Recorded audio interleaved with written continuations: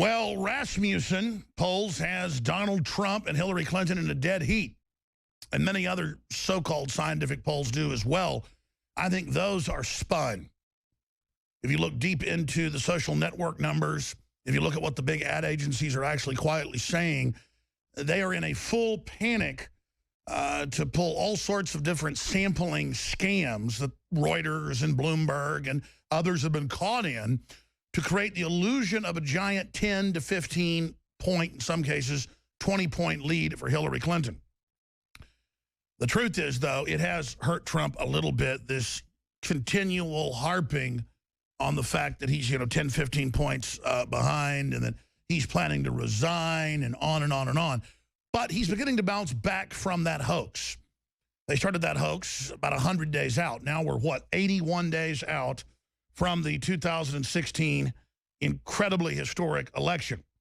Larry Nichols hadn't been on with us for about a month. He is the Clinton insider. He said that they would never indict her for the emails, and that they're only allowed to talk about the emails in the media as a distraction from all of her other scandals. He's been saying that here for a year, and boy, has he been proven right. So he'll talk about real ways to bring down the Clintons and the globalists. Again, the Financial Times of London, the Washington Post, they've all said that globalism, world government, the New World Order, planetary regime, it's all on the line right now to get Hillary in, because the Brexit has got the EU in trouble. In Asia, a lot of countries don't want to waive their sovereignty. The American people and others are starting to wake up, so they are in a bum rush to sew this thing up. Drudge Report is about the only U.S. major media outlet that's giving this any attention other than Infowars.com. And I don't point that out to say, oh, look, we're so smart.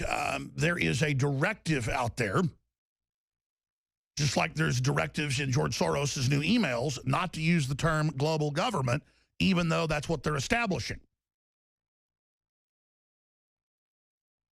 And not to call it Agenda 21, because that's what they're following. Even though that's what it is, don't say it. It's a buzzword. Well, there's a directive out there to basically have no Russia news, or if you do have Russia news, say that Putin is trying to start a major war. Fears of all-out conflict in Ukraine as saber-rattling Vladimir Putin places 40,000 troops and armored vehicles along the border. Threat of all-out war in Ukraine as Putin places 40,000 troops on the border. That's an accurate headline from Drudge. This is the actual Sun headline. As saber-rattling Putin. Putin has not been rattling sabers. And again, I'm not a Putin file or a Russophile. I'm a reality file.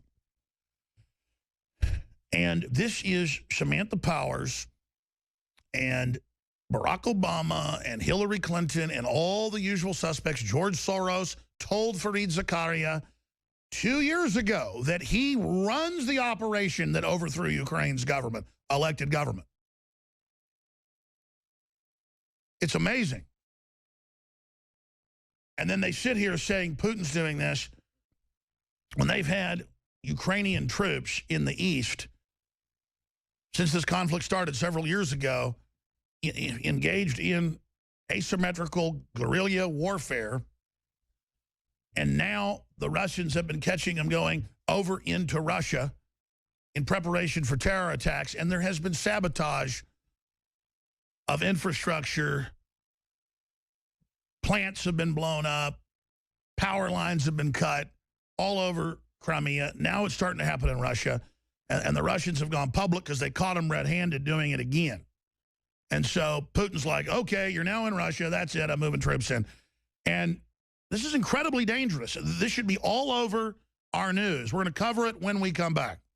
It is Thursday, the 18th day of August, 2016. I'm your host, Alex Jones. We'll be here for the next 4 hours.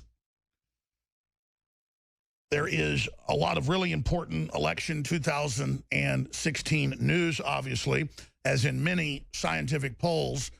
Donald Trump pulls into a dead, even heat with Hillary Clinton. And that's with polls that they're still skewing but we've gone and looked at their methodology. They're a little more fair than adding, say, 15 points like Reuters does. They sample 15% more known Democratic landline phone numbers. Old Democrats that in some cases Reuters and others have been sampling, they admit, for 40 years. Oh, we called up a bunch of Democrats and they said that Trump's behind by 20 points. They have gone to a weaponized level of disinformation that in my 25 years being involved in the media, 21 years on air, I have never seen anything like it. I was all over the news this morning for hours. I spent hours. I got up at like 5 a.m. And I'll Google my name in the morning and click news just to see what's going on that front. And there were just articles everywhere saying that I am a racist and a white nationalist, and that Bannon, that heads up the Trump campaign, is one. None of that is even remotely true, but they just put it in major newspapers like it's completely normal. I thought MSNBC had hit a new low a few years ago when they started saying, I'm against Obamacare because I'm deeply racist. I mean, if you're going to say that, you've got to have someone saying something like that. It's just incredible. Now they just do it. And they misrepresent everything I say and do. Same thing with Donald Trump. Because they're targeting a population that isn't paying attention. Now, a lot of the population is paying attention. That's why mainstream media has a 6% trust rate. They're acting like it's the end of the world for Trump because he was on Fox last night. He was asked by a reporter, well, you finally get to have these CIA briefings. Wow, what's that going to be like? Like suddenly the curtains rise and you just see the whole universe for what it is. And he said, I don't even hardly want these things. I mean, how do you trust them? They lie so much. You know who I trust? General Flynn, who exposed that our government was running al-Qaeda and ISIS. And then General Flynn, with General Dempsey and others, began leaking the intel to the Russians to help them take out ISIS. In fact, let's just go ahead and play that clip now. Do you trust intelligence? Not so much from the people that have been doing it for our country. I mean, look what's happened over the last 10 years. Look what's happened over the years. I mean, it's been catastrophic. And in fact, I won't use some of the people that are sort of your standards, you know, just use them. But I won't use them because they've made such bad decisions. I mean, you look at Iraq, you look at the Middle East, it's a total powder keg. If we would have never touched it, it would have been a lot better. I mean, we would have been much better off, on top of which we spent probably $4 trillion. Nobody even knows what we've spent. So, no, I have great people, and General Flynn is one of them.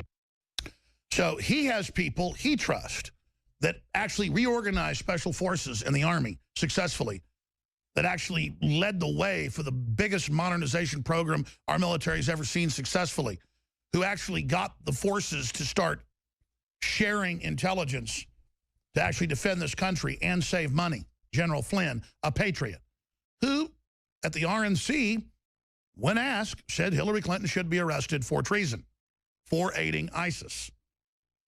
And that's where Trump gets the statement, Hillary founded ISIS. It's from General Flynn. And, of course, you know who coined the term Hillary founded ISIS, yours truly. And I don't, again, ring that bell or toot that horn to brag. It's so people understand the influence of this broadcast and the influence you have because you're informed and involved. But I didn't get that information from the Easter Bunny 4 years ago with Benghazi. I got it from Navy SEALs families. I got it from Navy SEALs. I got it from Army colonels that headed up the bin Laden program. I got it from CIA whistleblowers, some named, some unnamed. I mean, you understand that when we have Pachenik on, many times they send the CIA to his house, MI6 to his house, the Justice Department to his house. It's in the newspapers when he's drug into federal court, then they seal the courtroom. When we told you the Secret Service leaked the info to us that Hillary's seriously ill, that came from the Secret Service. That's not a fake leak. We don't do that. This is extremely dangerous stuff. So I just hope everybody understands this isn't your average radio show where some talk show host tries to sound smart and reads off the newspaper and goes off a teleprompter. We're not playing games here. Now, let me stop right there. Harry Reid said we should give him fake intelligence. Well, that's what Trump is saying. He's saying we have fake intelligence. Let's give him fake intelligence. Well, that's what the CIA's been caught over and over and over and over again doing, is putting out fake intelligence, lying to Congress, spying on Congress, lying to presidents. So see, Reid kind of slips up there thinking he's so slick, saying, let's just give him fake intelligence reports. Oh, like you did for Iraq? Like you did on ISIS to tell you that there wasn't a threat and they weren't invading?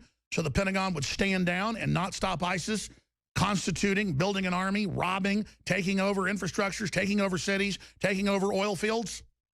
And so Trump's like, I don't want their briefings. It's a bunch of fake lies. It's a bunch of failure. It's a bunch of disinfo. It cost us $4 trillion. And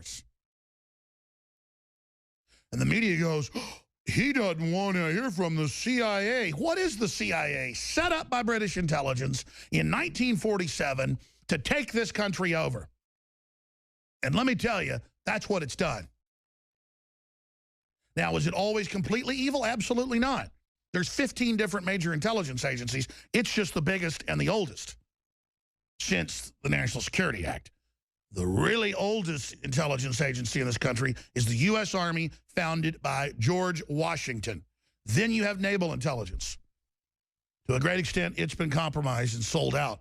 That's why, despite the Army's incredible corruption and big problems, it knows it's the guardian of the Republic, and why every time you see the globalists being battled, it's the U.S. Army, the U.S. Army, the U.S. Army, the U.S. Army. It's there. It's aware of what's going on. It's fighting. Always. When the Marine Corps has been approached to help overthrow the country, it stood with the Army. And what I'm giving you here is the real inside baseball. The CIA was set up by British intelligence. It isn't run by British intelligence. It's a British intelligence model that the Rothschilds, the Rockefellers, the robber barons use, using the British East India Company system to control the planet. And by British East India, I mean their models of control, of colonialism, of mercantile manipulation. Look at how the CIA goes into all these different countries and puts dictators in. Left-wing, right-wing, fascist, they don't care. They want command and control. And Carroll Quigley wrote an 1,100-page book at Georgetown, and he says in the book, I was asked to write this because the State Department and CIA heads don't understand our policy. Let me explain it to you. We want command and control. We want authoritarianism, and we don't care what flavor it comes in, because we can manage and control those people and only have to deal with one individual or one group. We want the illusion of elections with a controlled right and a controlled left, bringing in global governance. And they think you're so stupid. They printed up 1,000 of them, and one of them got to the John Birch Society. One of them in 1969. And then quietly, somebody printed up thousands of copies and gave them to Congress. And then the publishers threatened to sue, and they said, oh, this is your book, isn't it? They're like, well, yeah, that's our book. And it's not classified, is it? Well, no, but you can't have that. So, see, I've read their battle plan. And so has the Army. And they know what the plan is. And the plan is to bring this country completely down, but slowly, while they suck the energy out of us and establish world government. Now, I'm going to stop right there. And I'm going to skip this one break today, but only this one. I'm going to get into the even bigger issue, but that's all coming up. Let's play the Harry Reid clip. It's obvious that he doesn't know what he's talking about. Oh, sure. It's obvious he can't control his mind or his tongue. And what I've suggested, if now, because he's the nominee for the party, and he's entitled to briefings from the CIA, for example, I said publicly, give him fake briefings. Pretend you're briefing him. Don't tell him anything that you don't want to get out. And that's how I feel about it. I think that the man is a loose cannon. I think he's done so much to hurt our country with our international relations already. But as a Republican nominee, isn't he entitled to get those briefings? Give him fake briefings. What does that even mean? It means they'll tell him stuff. He won't know the difference. You're basically telling the intelligence community to lie to him. No, I'm not going to lie to you, but I just don't have to tell you everything. These people are so marinated in lies. They've been lying so long that their logic is all twisted in so many knots that he's saying we're going to give him fake intelligence, just like you give us, the American people, just like you give Congress, except for high-level chairman like Mr. Reid, who's proven he's so dirty and so wicked and so evil, he can be let in on the whole plan, right, Mr. Reid? While you sell out even more than Hillary Clinton to the communist Chinese, while just some of your sons alone rake in hundreds of millions a year from the communist Chinese, divvying up public land all across this country and giving Chinese firms the exclusive no-bid contracts for all these wind turbine boondoggles and solar farms. Taxpayer money to the People's Liberation Army that runs that country of 1,300,000,000 slaves. And you sit up here how we can't trust Donald Trump. We've got to lie to him just like you lie to everybody else. But it's too bad, isn't it, Mr. Reid, because Donald Trump's being advised by the Patriots. And the Patriots say Hillary Clinton, and when we get to it, you and everybody else that's been part of this are going to get your day in court. And that's why they're so scared.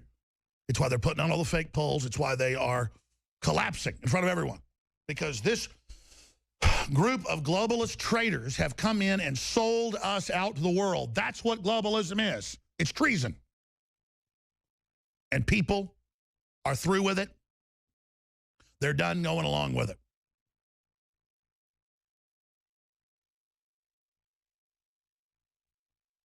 Now, before I get to a really serious subject, I want to play this Thug Life Hillary Clinton supporters are mentally ill clip because it says it all. This happened yesterday. It's up on Infowars.com where they're bringing up the fact that why was Mateen, the shooter's father, behind Hillary at this event? And then the lady says, well, because he's mentally ill. We've got to let mentally ill people in. Here it is. May I ask you a question? And wait a minute. No, you can't ask me a question. Because you can't answer the question. Oh, you can't ask me a question, honey. I can't answer, so don't even try. What attracted the father of the Orlando terrorist to your candidate? He's a mentally ill individual. Oh, that's what attracted him. I get it. Pardon me? What attracted him to your candidate? And your answer was he's mentally ill. Bitch, please, you must have a mental disease. Assume the position and get back down on your knees. Come on. And you don't really want to with me. Only that I trust is me. Around and make me fuss is me. I have no, his answer that is, stop smiling and smirking like it's a funny thing.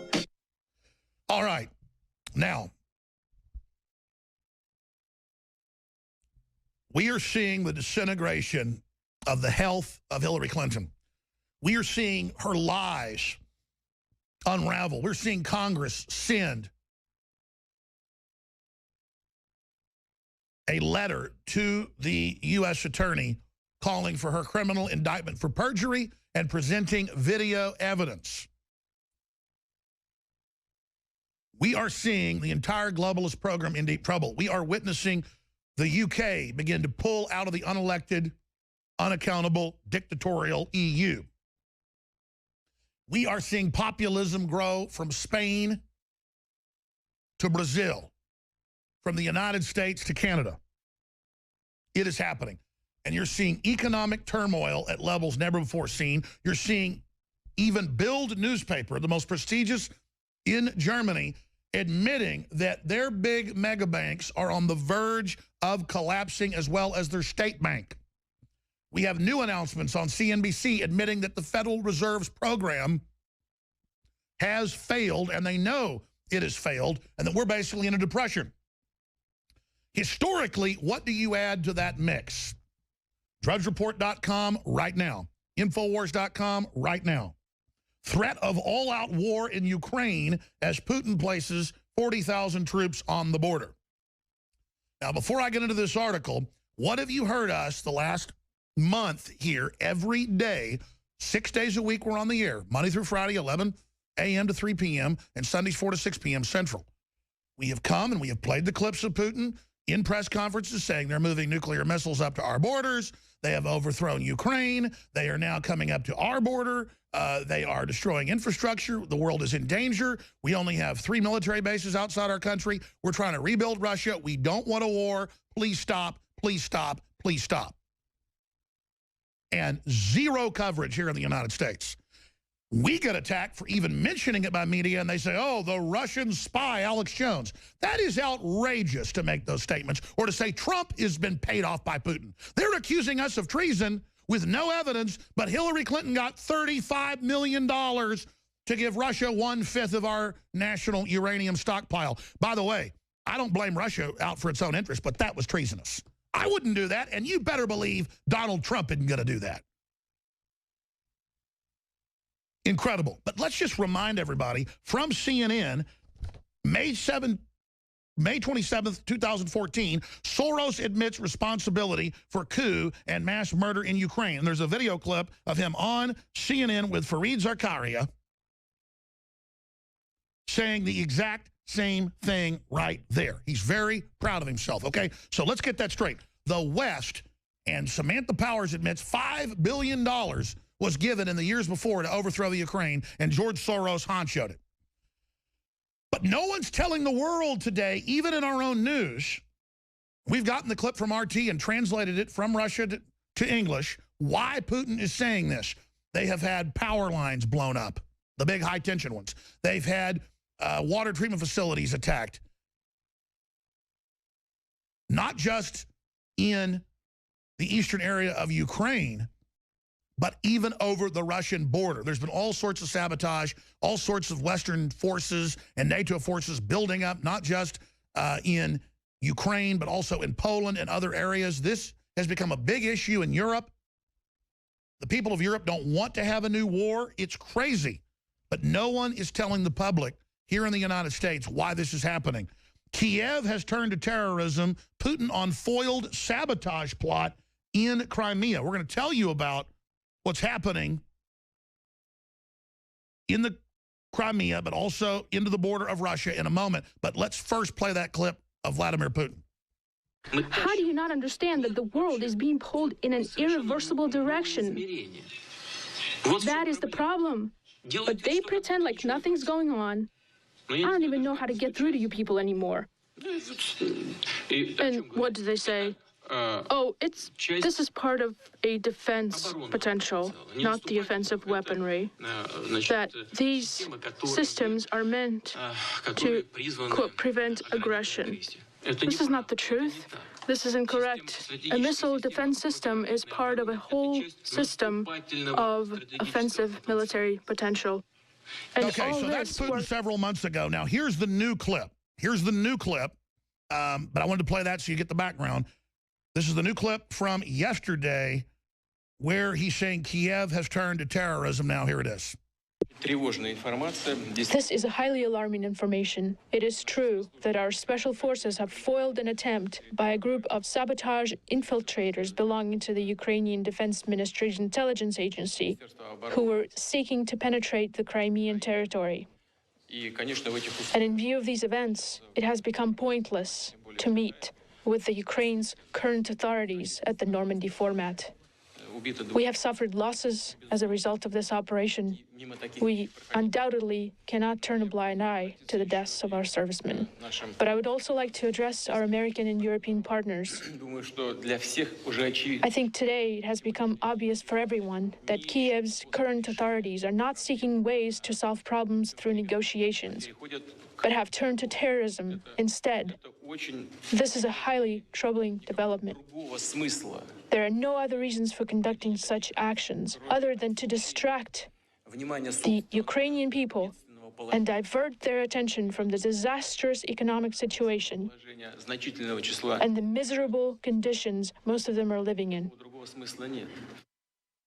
And Putin just hit the nail on the head there. Soros bragged that they wanted to basically break up Ukraine, bring it into the EU, and then have a Marshall Plan, hundreds of billions of dollars sent in to, quote, rebuild the country that he and his horrible family, along with the son of the vice president, Joe Biden, will oversee.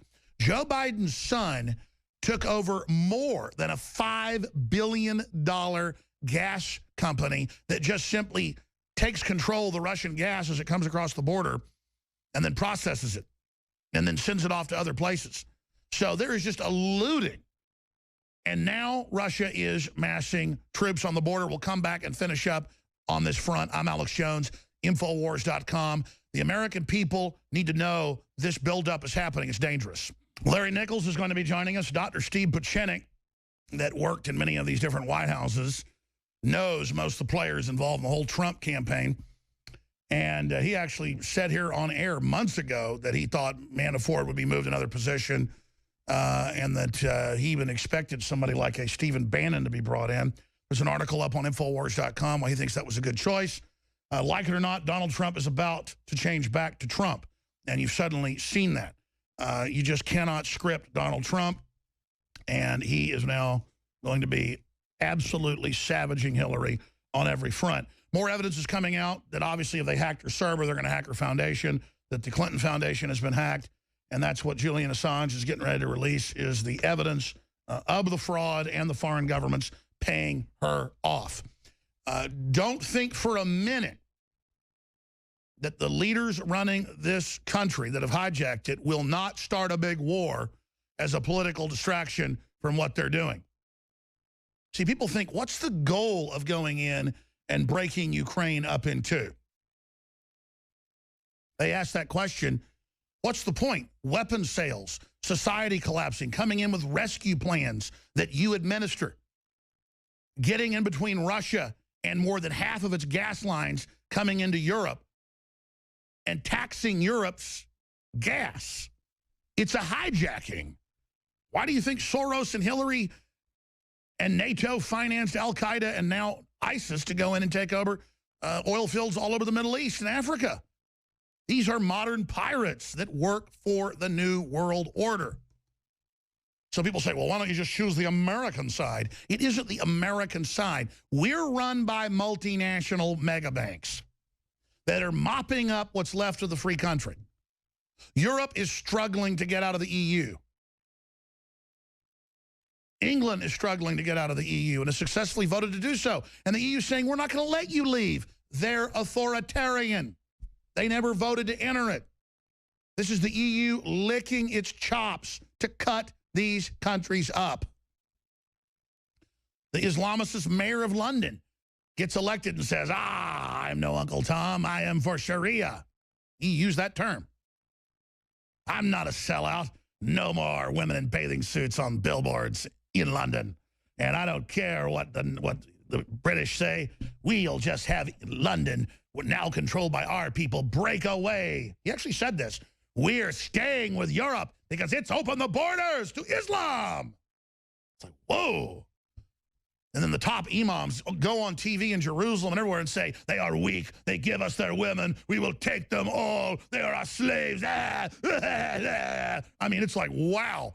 We're talking a couple generations back, there were Arab slave ships just running around all over the Mediterranean and all off the coast of Eastern Africa, just robbing and looting. And white slavery means sex slavery. They are the masters of white slavery, always have been, always will be.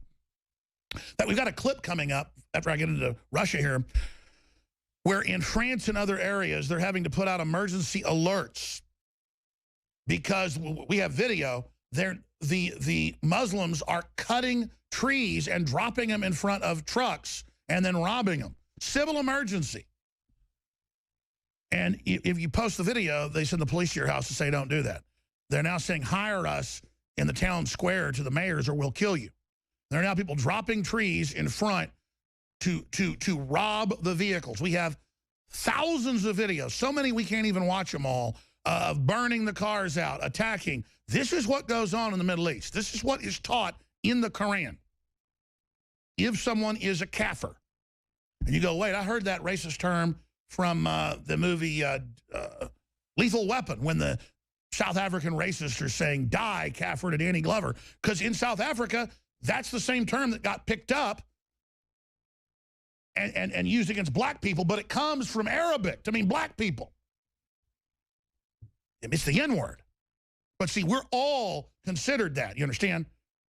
Just in the old days, that was just, oh, those Africans, they're not Muslims, you're allowed to grab them. That's just what it means.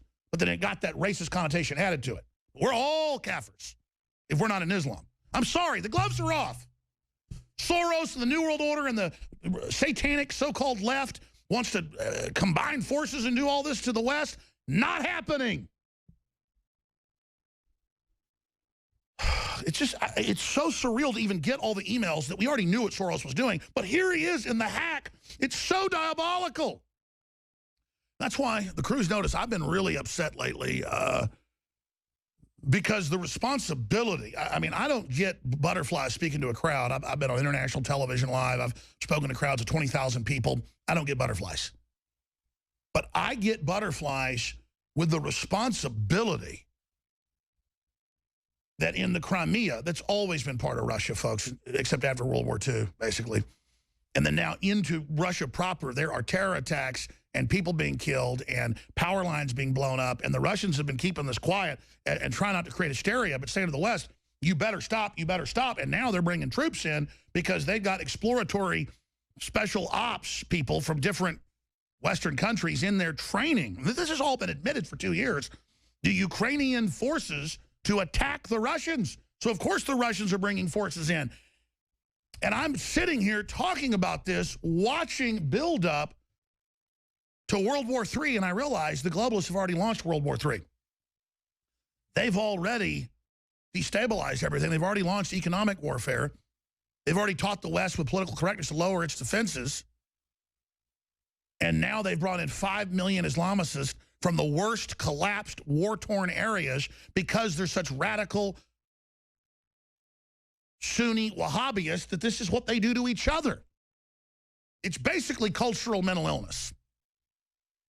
They kill every other Muslim they can get their hands on, basically. Alawite, Shiite, you name it. I mean, it is just unbelievable.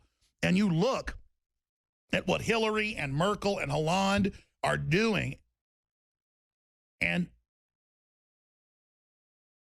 Donald Trump understands this. He says NATO is incredibly corrupt. It worked with ISIS. General Flynn told him that. They become their own force. They're dangerous. Absolutely. It's NATO opened up the borders. It's NATO helping bring in the giant convoys. It's NATO. It's our own criminal government, Obama, ordering the borders open and to tell people from the world, come here, and the UN has set up refugee offices in Central America to bring in the foreigners from around the world and to bring them by train and bus to South Texas, to Southern California, to New Mexico. And again, I'm not against these poor people. I understand they're leaving bad circumstances, many of them, but many of them are actually from Islamic nations. The point is they're being brought in as a political weapon. You cannot deny this. No other nation would put up with anything like this. This is 21st century warfare. They called the Third World War the Cold War. You get into the Pentagon and deeper research, they consider the Cold War World War III. That was what the Cold War was called. They call the next war World War IV, with refugee crises and disease and economic warfare and collapse and environmental collapse and cyber hacking. And that's what you're seeing. But it's not the Russians that are deploying this against us. It's the globalists within our own nations manipulating this entire paradigm.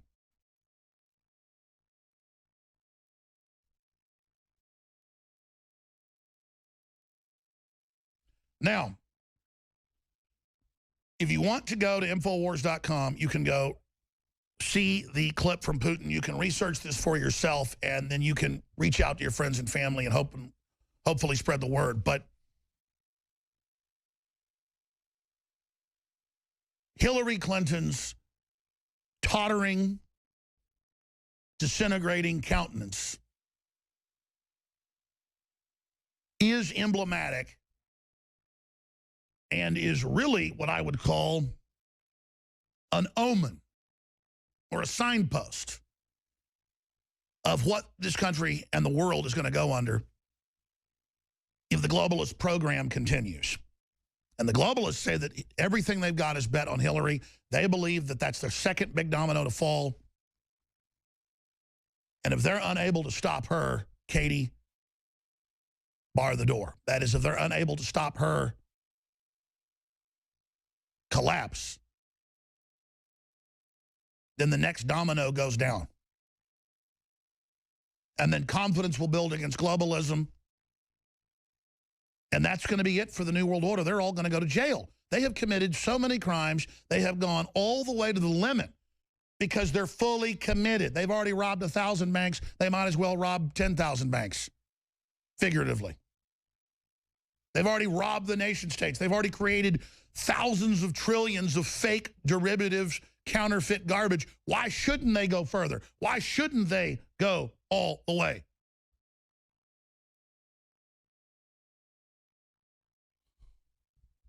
Did they not give me the folder? I need the folder from those guys back there. Now, before I go any further, we are offering the film. This is how we fund ourselves. And it's an excellent film. Amerigeddon, $5 million budget, dealing with a UN takeover and EMP attack on the United States. We are offering it for $19.95. We have it exclusively for the first few weeks. It's actually longer than what Haven had said. It's not going to be in other stores till next month.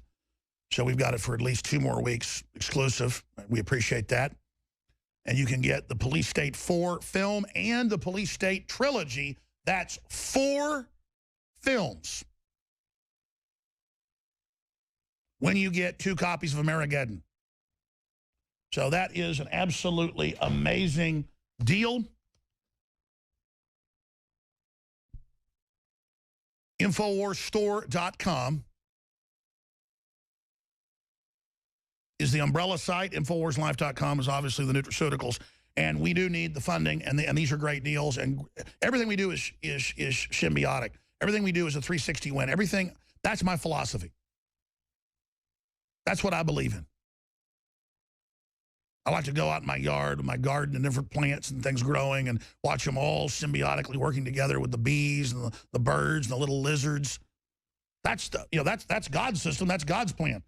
We sell things that we know are super good for you, trailblazing, game-changing when it's nutraceuticals, really great survival information, really great survival tools, really great optics, great watches, just whatever the best stuff is out there for the best price.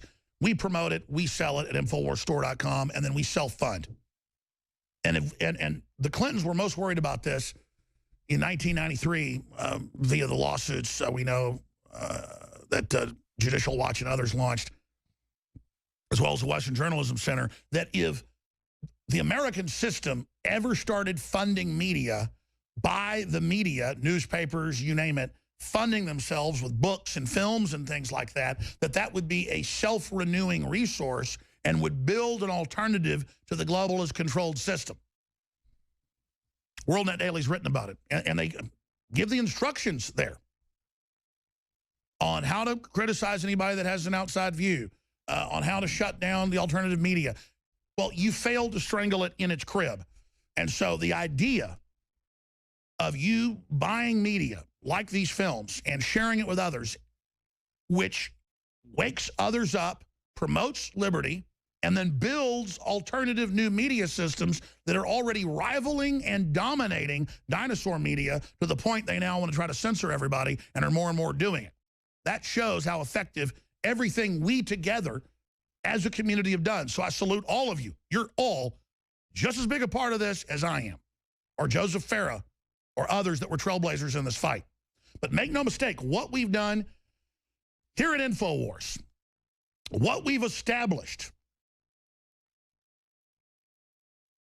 has been a dominant stroke, a dominant blow in bringing the globalists to their knees.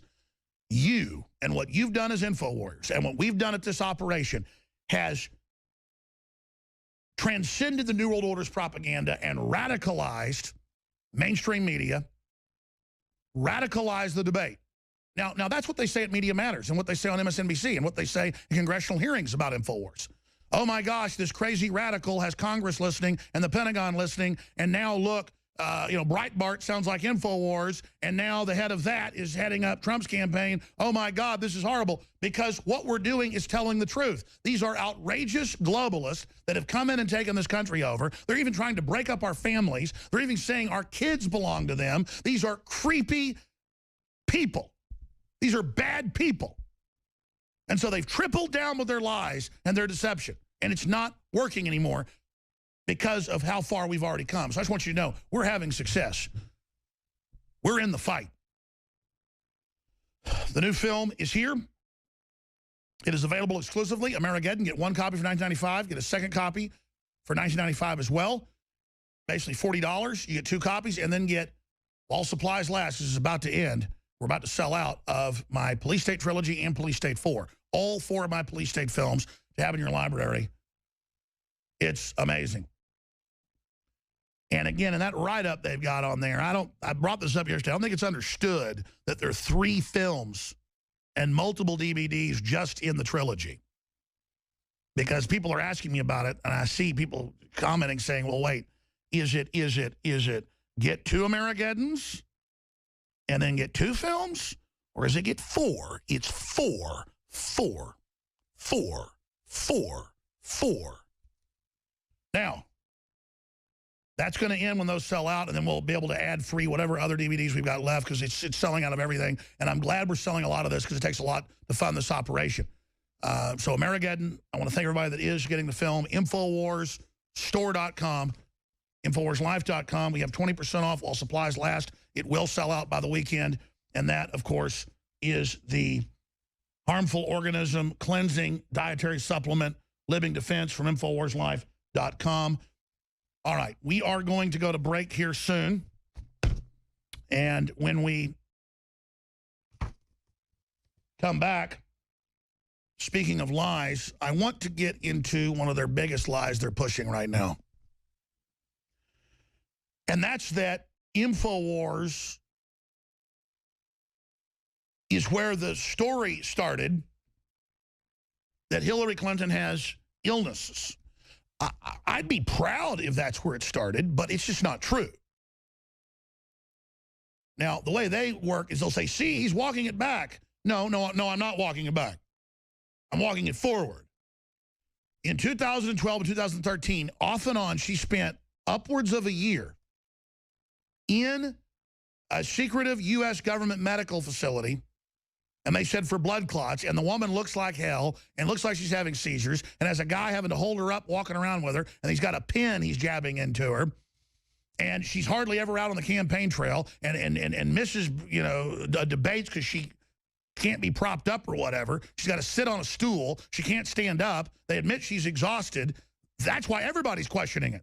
So you get Rachel Maddow up there with her tiny audience of a couple 100,000 people and her little ironic glasses.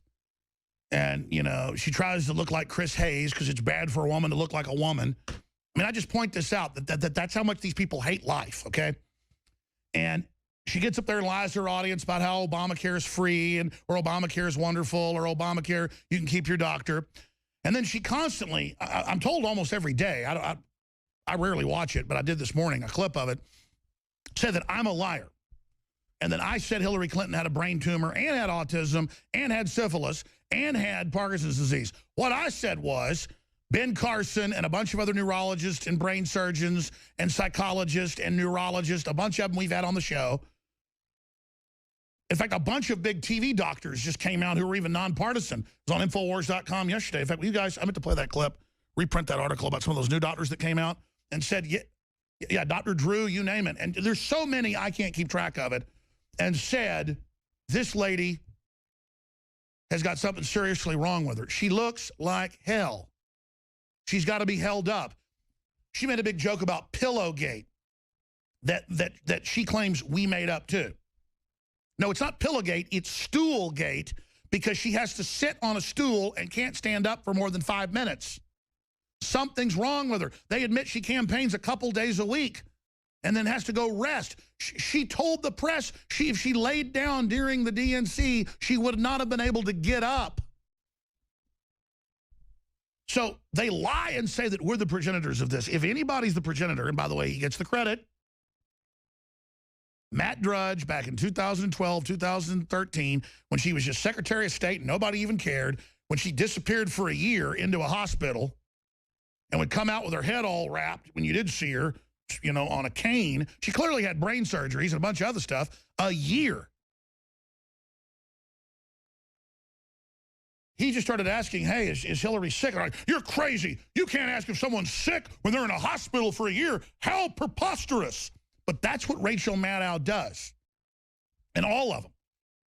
Is they get up there and they lie to you and say that I said that she had a brain tumor. I jokingly said, yeah, as big as a watermelon, because they're, you know, we're lying about Trump saying he dropped out. But other than that, it was a joke. But I said, these doctors say neurologically something is seriously wrong with her. And a lot of them do think it's post-op from a brain tumor. I don't know. All I know is she's got a guy with a tranquilizer dart. And she's stumbling around everywhere. And it seriously has problems.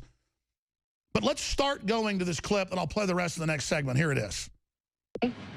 This morning, as the entire political world was surprised and a little rattled to wake up to the news that the Trump campaign is getting a whole new top leadership team less than 90 days from the election, and it's going to be led by the head of Breitbart News, of all things. Well, that was the mainstream, oh my God, political news story of the day. The front page of the conservative mothership website today, the Drudge Report, instead led today with this: pillows for Hillary.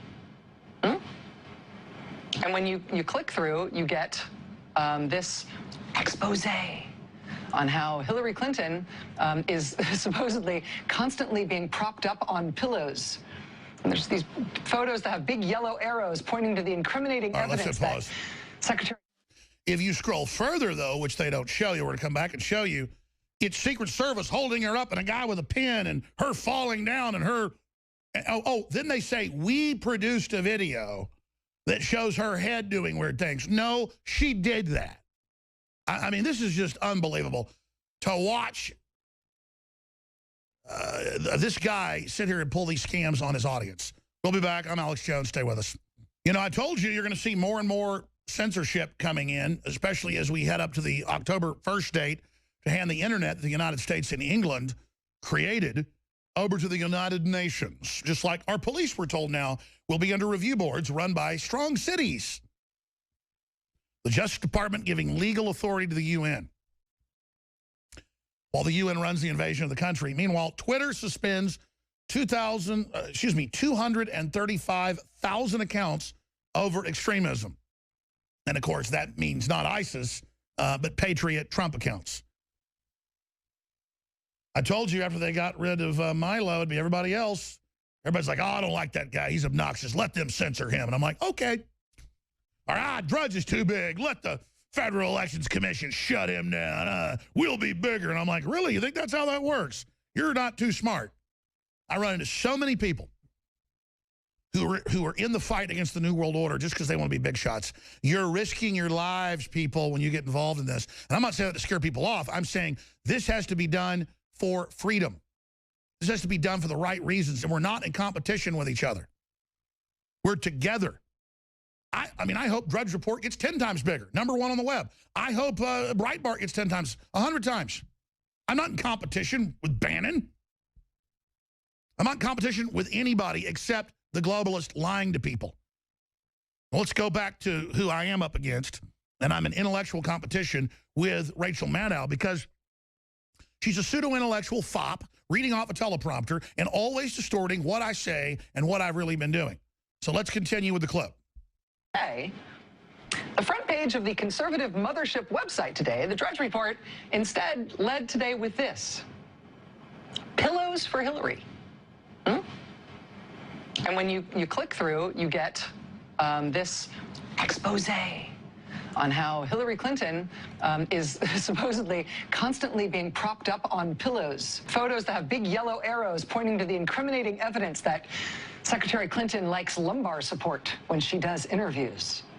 This is the big front page splash at the Drudge Report today.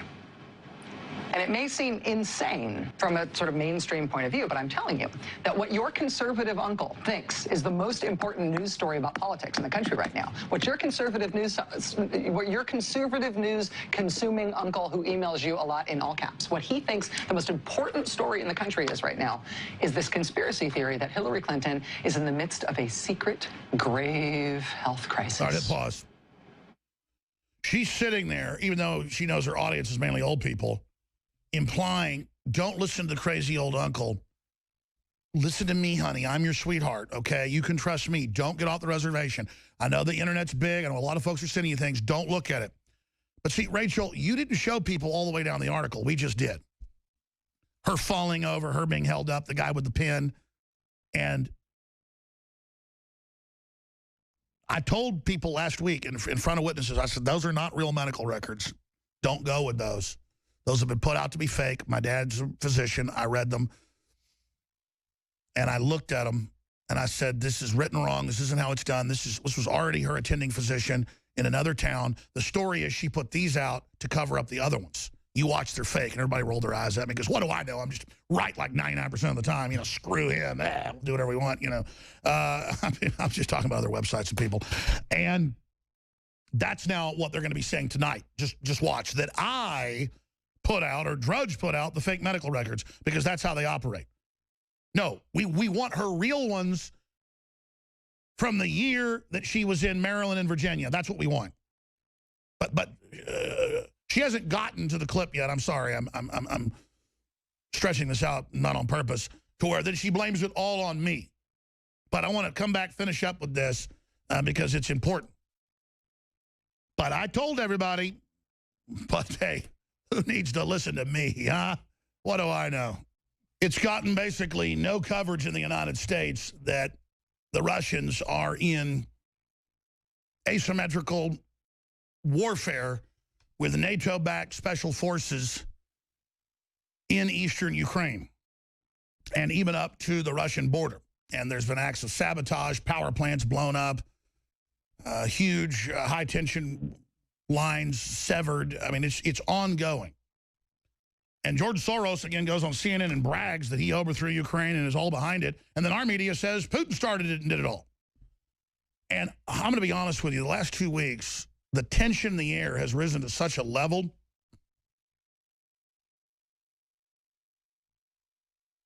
that my gut-level concern has gone from a whisper 20-something years ago to a screaming, raging voice in my head and in my guts and in my heart.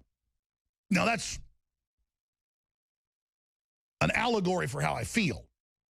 I'm not actually hearing a screaming voice in my head. It's the before Rachel Maddow takes that clip out of context, it is the gut level but also intellectual understanding that the world is in such a crisis. The German banks are teetering on the verge of collapse. That's now mainstream news this last 2 weeks. Larry Nichols told me off air about it 5 months ago. He said, get ready when you start seeing the news about the German banks about to go under. Now that's in the news the last 2 weeks. Bild, you name it, the biggest publications are saying massive crisis. Merkel flooding 5 million jihadis in. Putin coming out and saying Kiev is now engaged in terrorism. And Putin says, I'm losing Russian troops in the fight with Kiev and the Western-backed forces, and we're going to have to strike back. I played the clip last hour. And then when we put headlines out in the last few months where his rhetoric is intensifying, his warnings, they have mainstream media make jokes about it and say that I'm putting out hoaxes that Russia is threatening war. I'm playing you clips of Putin saying it with a Russian translator in English. And so are the Democrats and Rachel Maddow and all these people smoking their own dope? You don't have audiences anymore. You've got a 6% trust rate in AP's own study this year. Congress has a 9%. Everything you do turns to hell. Our own intelligence agencies are hacking you because they know how evil you are. And are you people really going to push us into a war with Russia or a war in the Middle East? Now, Larry Nichols was a Green Beret Special Forces guy, saw action all over the world in clandestine operations. He then got assigned And that's all highly classified. He can't get into it. Basically to the Clintons. And ran him for office, put him in, was there. And then if you're a new listener, new viewer, when he's the guy behind the Clinton Chronicles, all of it. Most of what we know early on about the Clintons is from Nichols because, as he said it, his dad was dying of cancer. Nichols is battling cancer himself right now, needs your prayers. And there were stuff like little kids and stuff, you know, that were around the Mena, Arkansas, where the drugs were being flown in, where ended up dead. And Nichols said he just absolutely hit his knees, started crying, and just repented, not of that, but just to be involved with the Clintons, and that he then came out against them. And he has a lot of courage. We really appreciate him.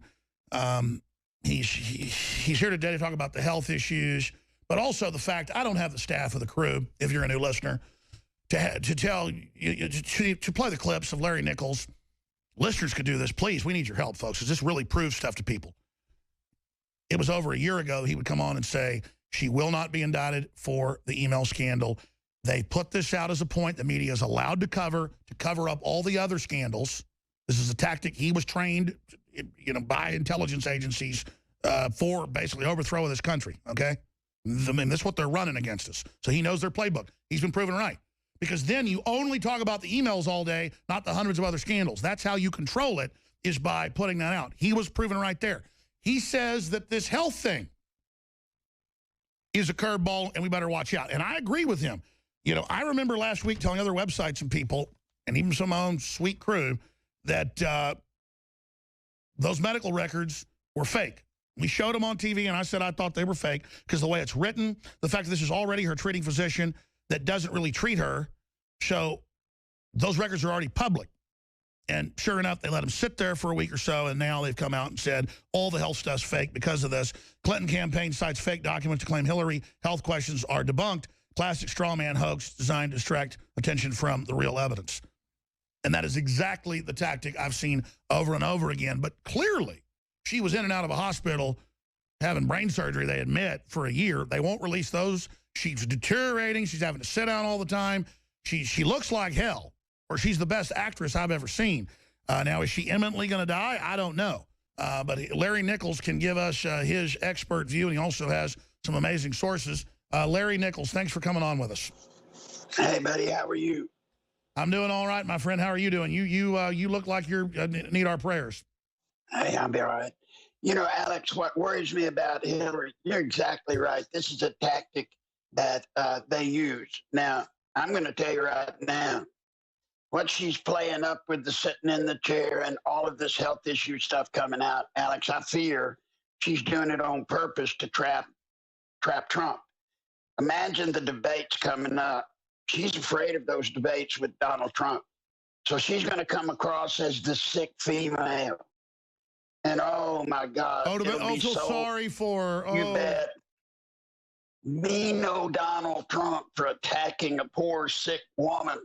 Now, having said that, when I was with Hillary, we had a problem with Hillary all the time. She has incredible eyesight problems. She has virtually no peripheral vision. Steps used to drive her crazy. We'd have to get on each side of her. Stages scared her. So she's got that problem. Then, when back in those days, it was the beginning of using teleprompters, but she couldn't hardly use a teleprompter, Alex, because as she shifted from one teleprompter to the other, her eyesight was such to where she couldn't get back to where she was on the other one. So she would just go into this funk for a few seconds where she just was just addled. So you got that going on. And then we have no idea when she had the concussion. You know, a lot of people think about concussions because we hear about them with football and, you know, a month later they're fine or whatever, or they go back in the game. Let me tell you, I've had a bunch of them. Concussions don't always work that way. Now, you're talking about football players whose heads get banged every day. You're talking about boxers whose heads get jammed up every day. But you take people like us that aren't being hammered every day, when that brain gets slammed up against the wall of the skull, you know, Alex, it can take 6 months to 2 years for the manifestation of the damage. Sure. I mean, I've had concussions so bad when I was a teenager that I would stutter for like a month and like see frost around my eyes. Right. So there may be medical issues there. But I still believe there's the way they're playing this, Alex, is totally against what they would do if she really were concerned about that medical problem. I mean, the massive cover-up would be significant. There's Well, let's something shift there. gears back into the dozens of times you said, mark my words, they will not indict her. And you also pointed out a bunch of other people been operating like this, show that they're not going to want to go to jail. I mean, you were proven absolutely correct. You said, watch, Comey is not going to call for her indictment, and everybody thought you were full of prunes. Let me tell you something, Alex. Guys, when they released those documents from the FBI to Congress, and when they got them, and they were redacted, and the only people that could see the non-redacted version were the members of Congress that are on the Select Subcommittee on Intelligence that had the security clearance to do it, then that in itself tells you she lied like a dog. Otherwise, they could release the whole document. They wouldn't have to just release redacted versions. There was classified material. You know it, I know it. Guess what? People know it. But the Clintons don't care. Because guess what? They're doing what I told you they would do, Alex. They're destroying Donald Trump. They've got the media at their beck and call. You know, out comes the stuff about email. What do they talk about? Trump says some word about something, and they jump on him for using the word extreme, having to do with, you know, approving Syrians from coming into this country. They're just constantly distracting. Now, there's one other thing that they're doing, Alex, that's got me gravely concerned. Russia. You're exactly right. Folks, Russia is a powder keg about to go off. But in the Clinton playbook, how do I know? Because I helped write it, folks. I wrote that damn thing. In the Clinton playbook, you always accuse your opponent of doing what you do. That's how you know what they're doing. That's how you can describe in such detail what these people are doing. So think about it this way, the Manafort thing, right? Remember I told you, Manafort, I was worried about Paul Manafort. I had been told, I told you, Alex, that maybe he was a double agent. I didn't know at the time what was being said or why it was being said, but I was concerned about it. Well, now we find out that Paul Manafort, through his company, was negotiating through the Ukraine, the Russian-backed government in Ukraine. He was negotiating with them. Well, guess what, folks? All of that was approved by what? The Secretary of State. They knew about Manafort and his connection with Russia, be it legal, be it illegal. I'm sure it was legal, but they've known about it since day one. But they waited and waited. And Alex, now you understand why. I couldn't figure out exactly why when Trump made some offhanded remark about Putin that he liked Putin's I know temperament better than Obama. I know Pachenik, when Manafort took over 3 months ago on air, he said Manafort's not a bad guy, but he said that it's going to be a problem. We need to get him out of there, and he's going to be coming on. And, of course, Pachenik, high level, you name it. So he's going to be coming on today. I tell you, this whole thing just gets crazier and crazier. Let's talk about what they're going to pull to try to keep Trump out with Larry Nichols straight ahead. New developments in the Russia situation. In fact, coming up here in a few minutes, I'm going to play a clip from Vladimir Putin in a press conference last week that has gotten zero coverage, where he talks about Ukraine using paramilitary terrorists right up on the border of Russia and in the Crimea. Now, we know this proxy war has been going for 2 years. George Soros brags that he staged the whole deal. But Larry Nichols has got a lot of amazing contacts. Of course, the consummate Clinton insider. He's accurately predicted the fact that she wouldn't be indicted for the emails when everybody else said he was wrong. This story just broke, and this is from mainstream television in 12 countries in Europe. This is accredited international television, but not on U.S. news. Infowars.com just broke. Report, U.S. moving nukes closer to Ukraine.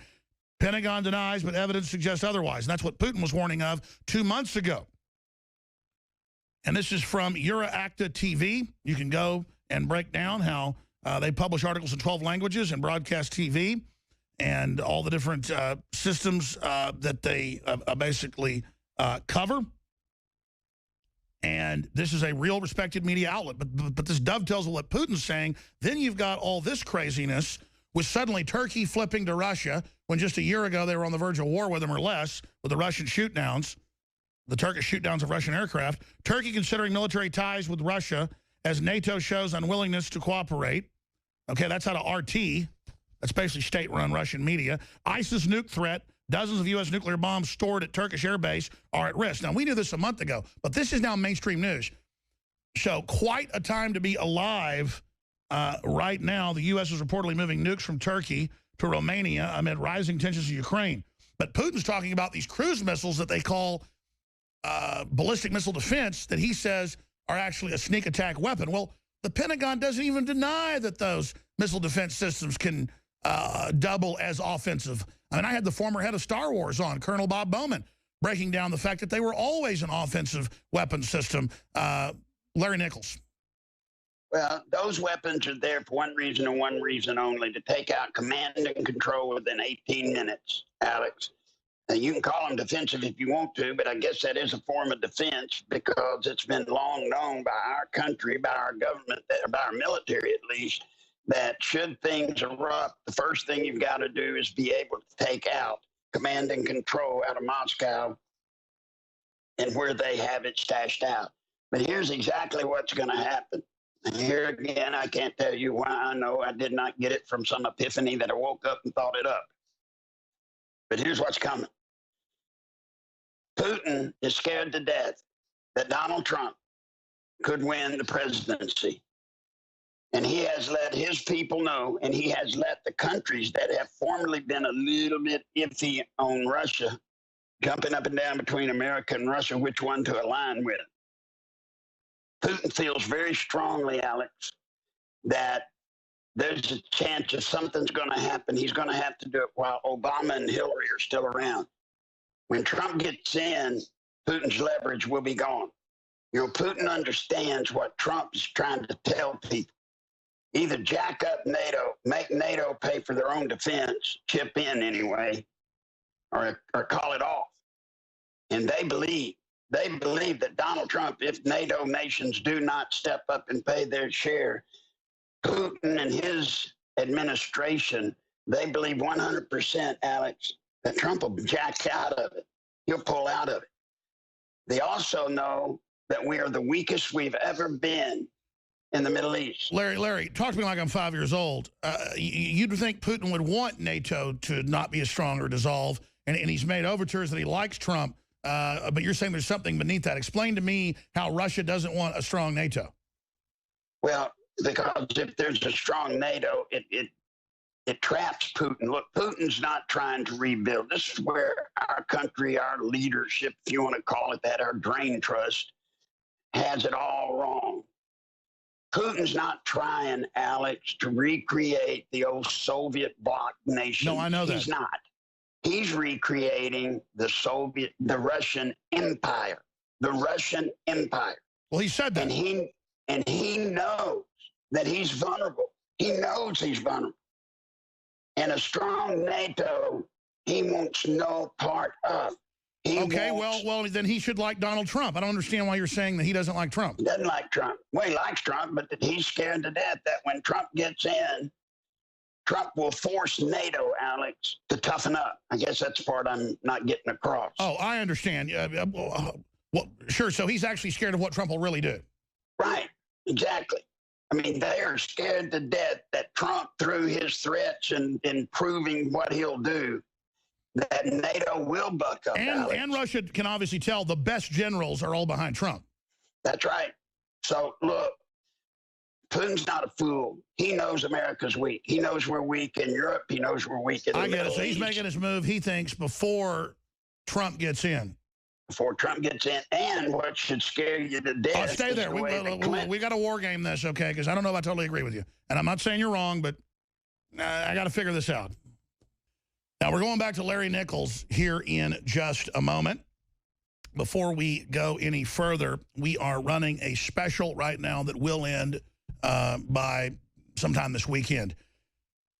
We have a parasite detox that just takes every known natural herb and plant extract going back thousands of years in many ancient texts that is known to cleanse out the body in a healthy, natural way.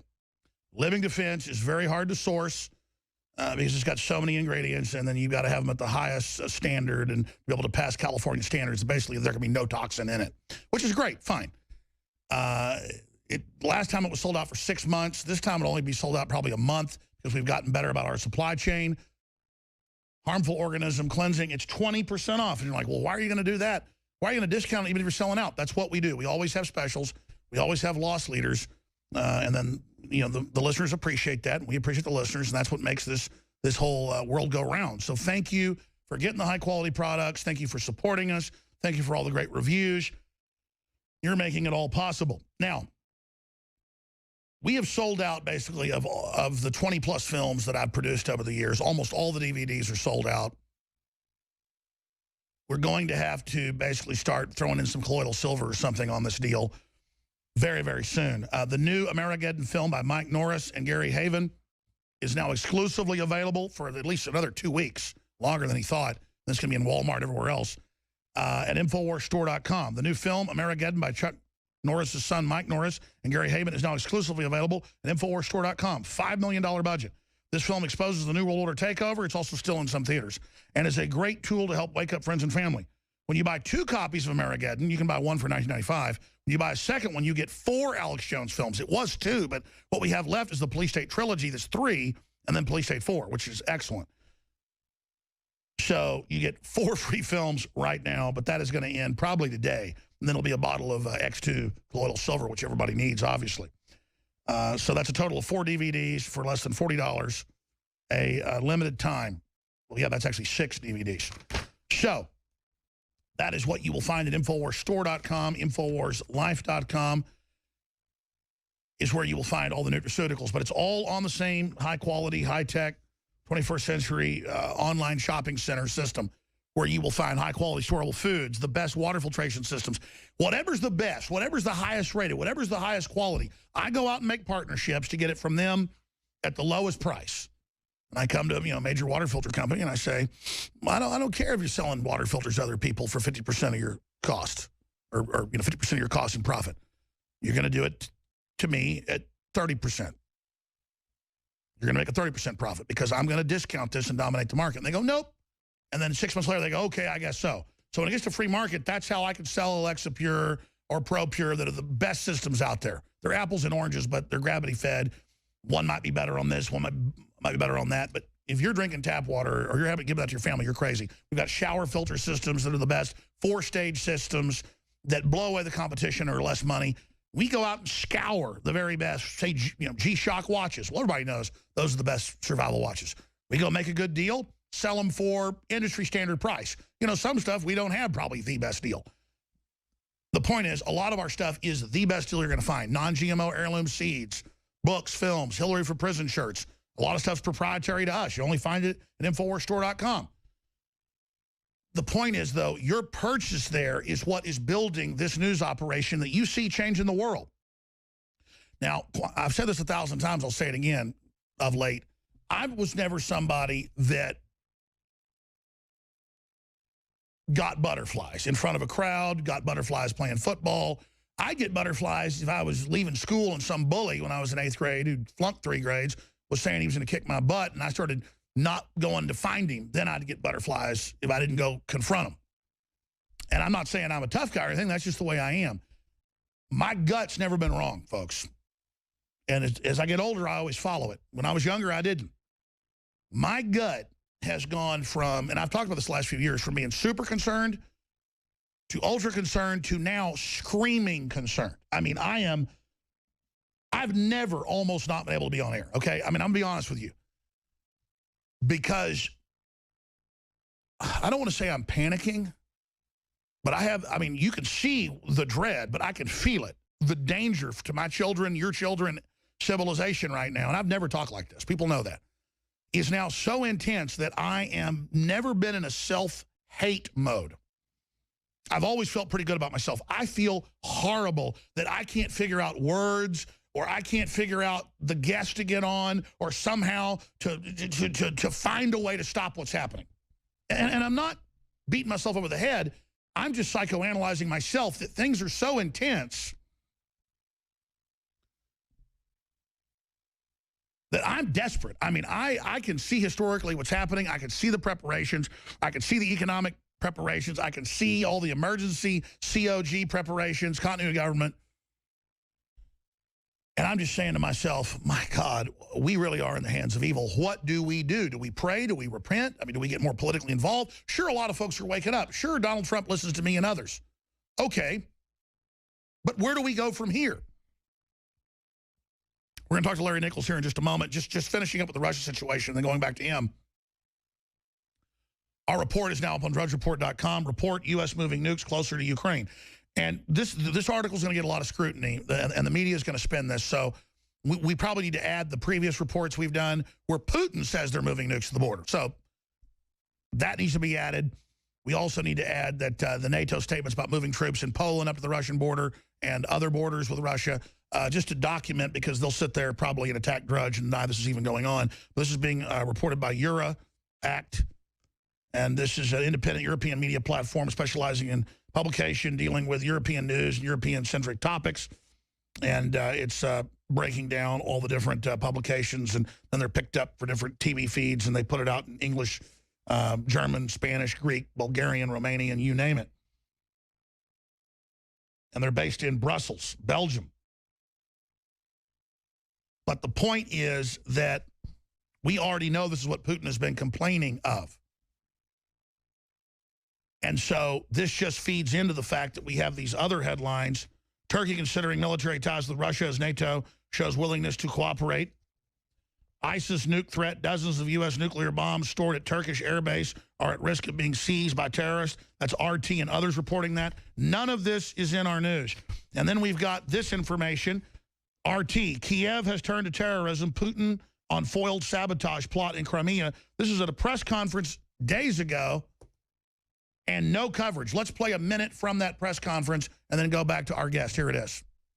This is highly alarming information. It is true that our special forces have foiled an attempt by a group of sabotage infiltrators belonging to the Ukrainian Defense Ministry's intelligence agency, who were seeking to penetrate the Crimean territory.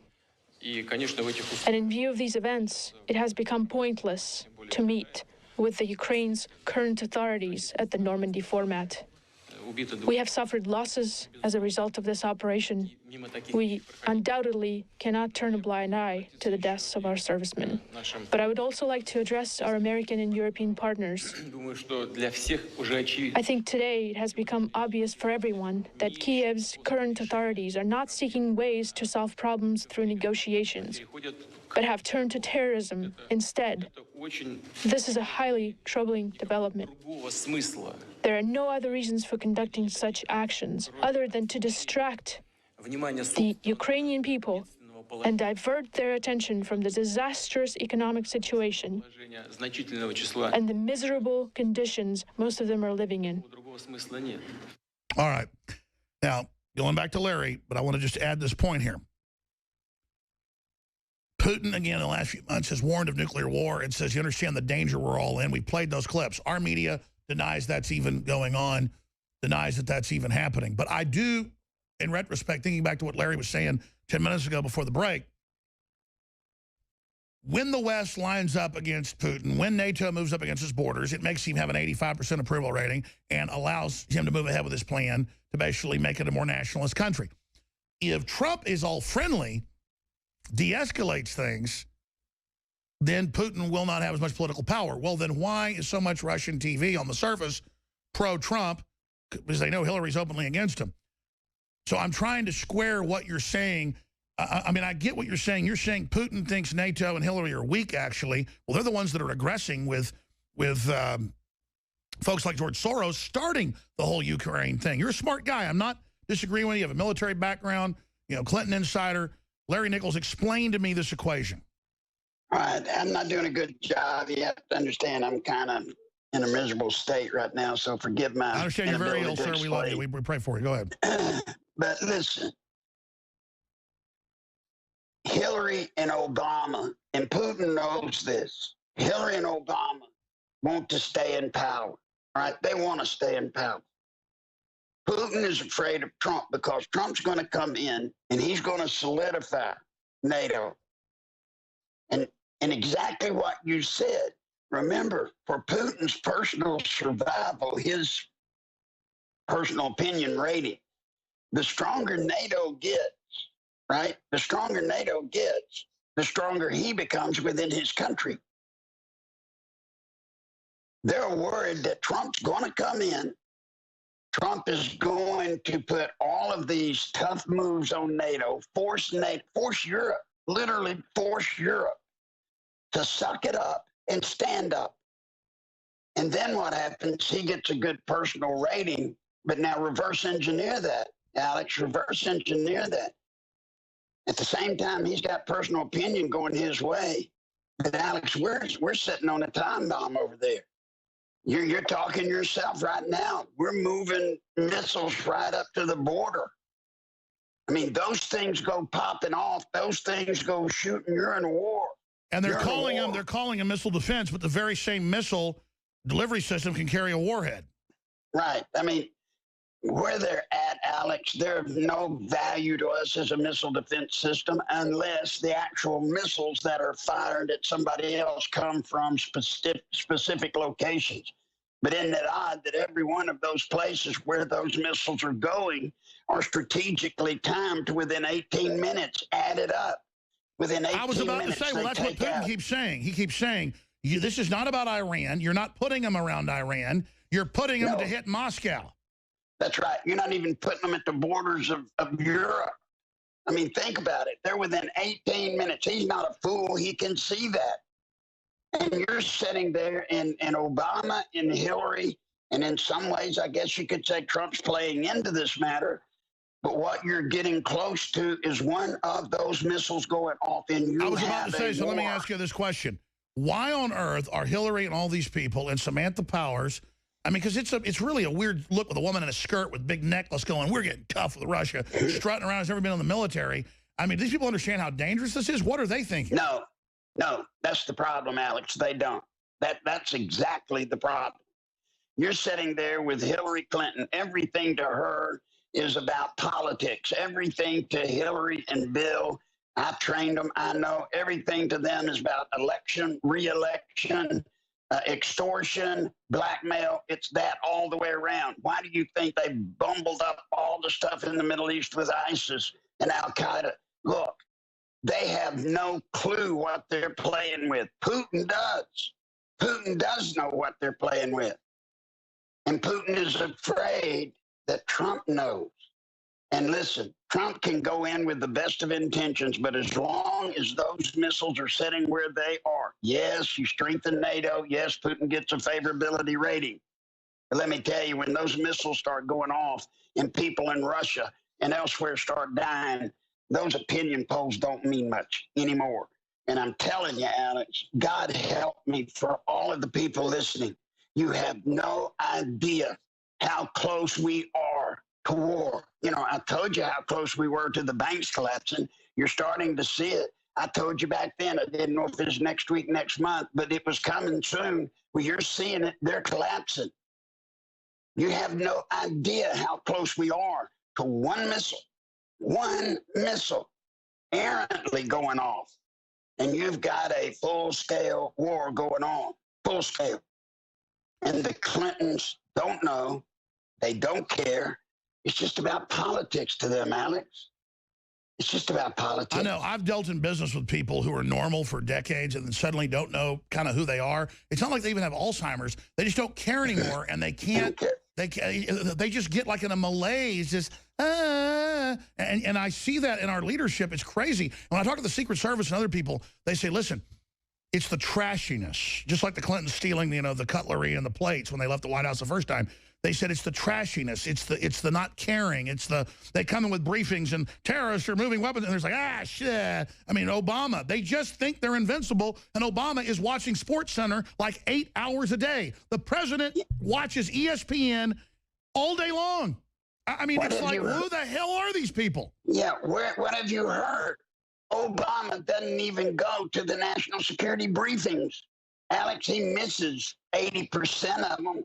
They don't care. They don't care. We have to care. That's Our what I'm children, saying. our I'm just a grandchildren. normal guy from Texas, and I know all these generals and spooks and everybody, and they're all freaking out. And then the president doesn't even care. Yeah, well, you ought to be me. You ought to be me. You ought to have generals, active generals in the service right now calling me and saying, Nichols, what are we going to do? What the hell am I supposed to say? What am I supposed to do? That's why we'll I know, it's talk about crazy. it I off mean, air. Napoleon and Hitler knew what they were doing, but still got themselves into wars that they lost. I'm looking at just a bunch of stumbling, weird, power-tripping, red carpet freaks who ought to just go be Hollywood producers if they want to be butt-kissed all day. They shouldn't be. I mean, why would they turn ISIS and Al-Qaeda loose to murder Christians, and then Obama blocks Christians getting into the U.S., 0.3% when Syria is 20% Christian? I mean, they really are out to get us. But then if he's an evil mastermind that wants to kill Christians, why is he watching Sports Center?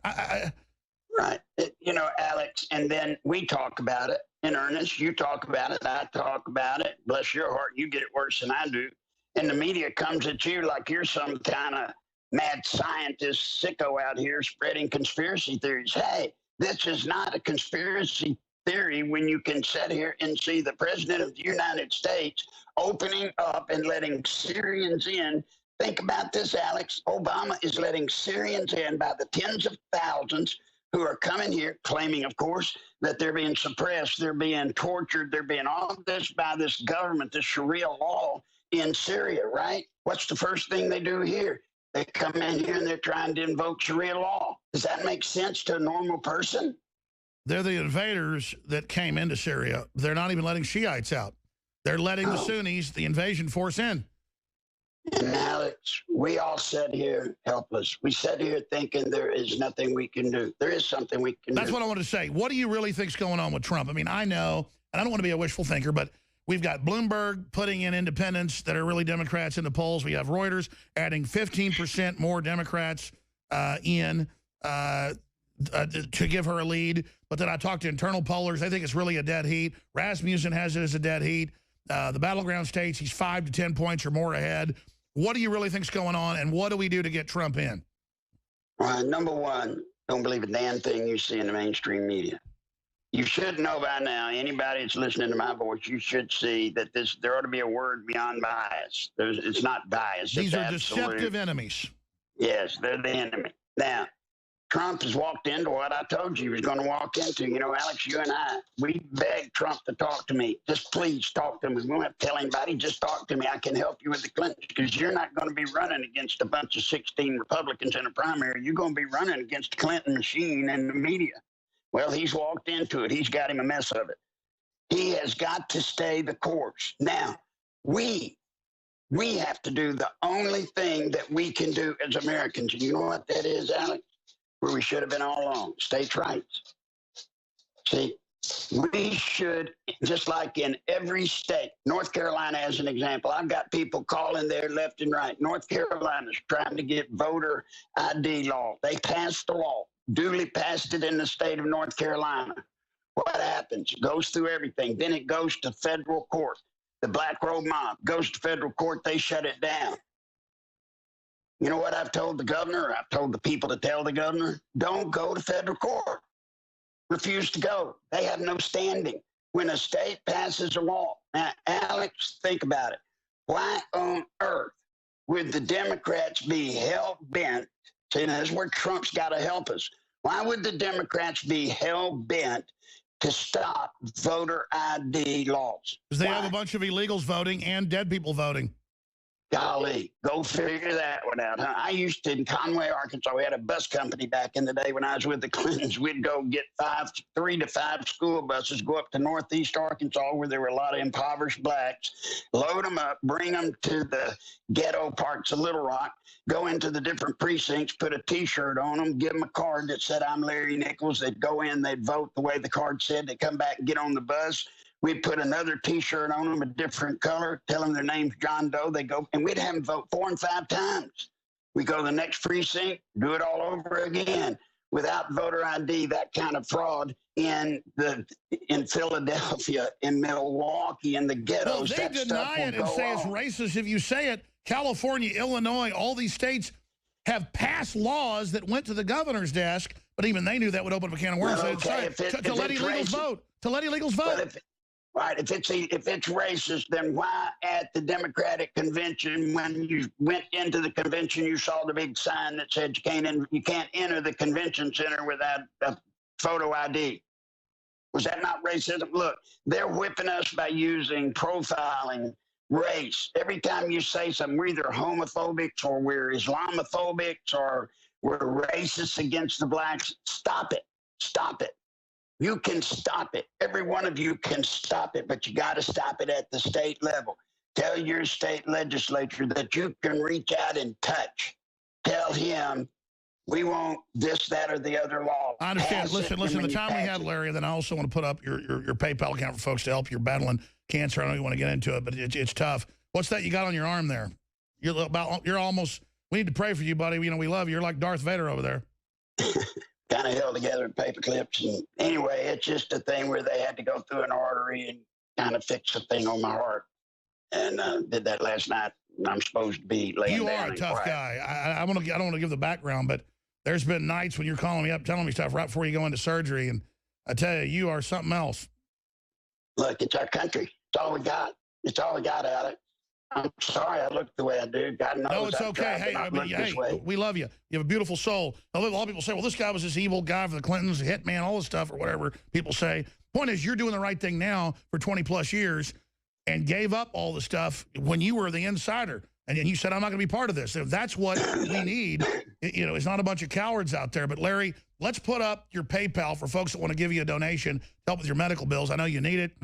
I know some of the donations you say have carried you through, you know, pay for the surgeries, you name it. NicholsLive@AOL.com. Nichols Live, one word, NicholsLive@AOL.com, or Larry Nichols, 58 Kingsington Drive, Conway, Arkansas, 72034. And again, my friend, I know you've pledged to make it through this election. What does your gut tell you about this election? I mean, is it going to be Hillary or is it going to be Donald Trump? Yes. And it's going to sound bragging, and I don't mean it to be. You know where I'm coming from on this, Alex. There's a little more time for Donald Trump to get to me or to get to you to get to me, or he's going to lose. He's going to lose. He's got to learn to fight the Clintons the way the Clintons fight. And he's got to learn, Alex, to know what the Clintons are going to do. Well, what do you think of him hiring? I mean, what do you think of him hiring Bannon? I mean, Bannon's a street fighter. She's a good lady. I've known her for years. But however, there's another. I'm talking about Bannon as the new on his campaign. Oh, the other lady. Kennedy. No, I'm talking about the guy. Kennedy. Yeah. Well, Brannon and Kennedy. Number one, she's a good lady. She's a poster, but she's never run a national campaign, certainly never a presidential campaign. The guy that was yeah, and then the guy with Breitbart News, I don't know that he helped him. I think Trump just got to be Trump, and I think he needs to know what they're going to do before they do it. We're back in 70 seconds. Then Dr. Steve Pachenik's coming on. Stay with us. We have specials, InfoWarsStore.com, that end in the next few days, like 20% off on the Parasite Cleanse. Stay with us. Yeah, he had heart surgery last night, but he's on air with us. If you're not a TV viewer, you can see Larry at InfoWars.com/show or some TV stations around the country and cable systems that pick up the show. They asked me, Nightline asked me, if this stuff all comes out and you're wrong, will you feel guilty? And I said, I know I'm right. I've read the globalist owned documents. But I said, yeah, I would feel guilty. But I was asked once by a talk show host, you know, if you're wrong about 9/11 and the government at least letting it happen, you know, you're going to be ashamed before God. And I said, the FBI just went public. We know they stood down. They were ordered to.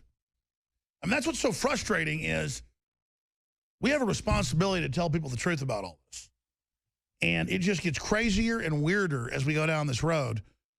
And Larry Nichols is our guest. You know, before this man can rest, he obviously wants to expose what the Clintons are doing, what they're up to.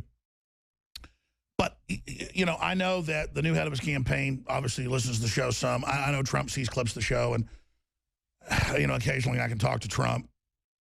But he's got a lot. I mean, Trump, you know, quite a few, the media's pointed it out. I tell him one thing about election fraud and a few other things that comes out, and word for word, a few days later talks about it. The media makes a big spin out of that. I think that's a badge of courage. So he's a smart guy. He's listening. He's definitely for real. That's why they're so scared of him. But just in the few minutes we have left, then, what do you want to say to Donald Trump if I can get this clip to him, Larry Nichols? Look, all I want from Donald Trump, I want no money. I want no recognition. He doesn't even admit to anybody. But he needs to know, Alex, what the Clintons are going to do before they do it. He needs to get ahead of them instead of being the recipient of all of this stuff. The only way you're going to shut down a media, Mr. Trump, the only way you're going to shut down this media whacking you every day is you got to get ahead of it. You got to take the Clintons out of their game. If you say what they're going to do before they do it, Mr. Trump, then they can't do it. They can't do it. I can help you with that. Look, that's all I can do. That's all I can do. Well, give some examples of what they're next. Alex, give some examples. Give some examples of what they're next. What are they going to do next? I mean, give Trump an example. Number one, right now, they're starting right now to get ready for the debates, Alex. And they're doing everything they can to make Hillary look like the poor woman that's going to be. So how does he counter her? I mean, does he say, look at you playing the part of a poor little sad woman, but you went to Libya and destabilized that and put ISIS in control? I mean, how does he counter something like that? Well, if I told on this air, you wouldn't be able to do that. But I can assure you, you can use your imagination if you knew that's what she was setting up, right? If you knew, Alex, that's what she was setting up. There are some dirty little nasty things that can be done. Now, if you're going to play by Marcus Queensberry rules, get out of the game. Get out of the game. You're going to learn to fight the Clintons. You better learn to fight the Clintons like they fight. There are things you can do. Oh, tell us right now. Go ahead. Well, first off, the first thing I'd do is I'd start telling everybody, gosh, I feel so sorry for Hillary being so sick that she's having to sit down. That just really breaks my heart. I mean, play into it now. Play into it. Be a big old sweetie pie to her. You bet. Play into it now. What on earth would she say? What would she say, Alex? Think about it. If Donald Trump started right now saying, hey, listen, everybody shut up about Hillary being sick.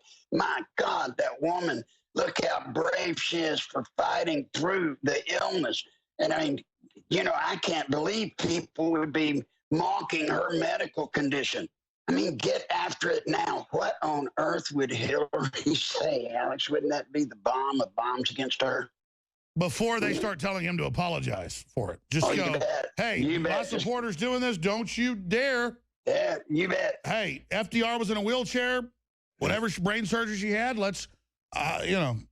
Now, let me ask you this. If he started that now, how could they use that in a moment against him in the debate? Like Larry, let's do this. Let's set you up, if you can do it, say Sunday or Monday for 30 minutes just on what you would advise Trump to do. What Larry, what the Clinton insider tells, warns Trump of. Let's do that. Thank you so much, Larry Nichols. God bless you. We'll be back with Dr. Steve Pieczenik and more news. The story is up on Infowars.com. It's at StevePieczenik.com as well. He wrote it.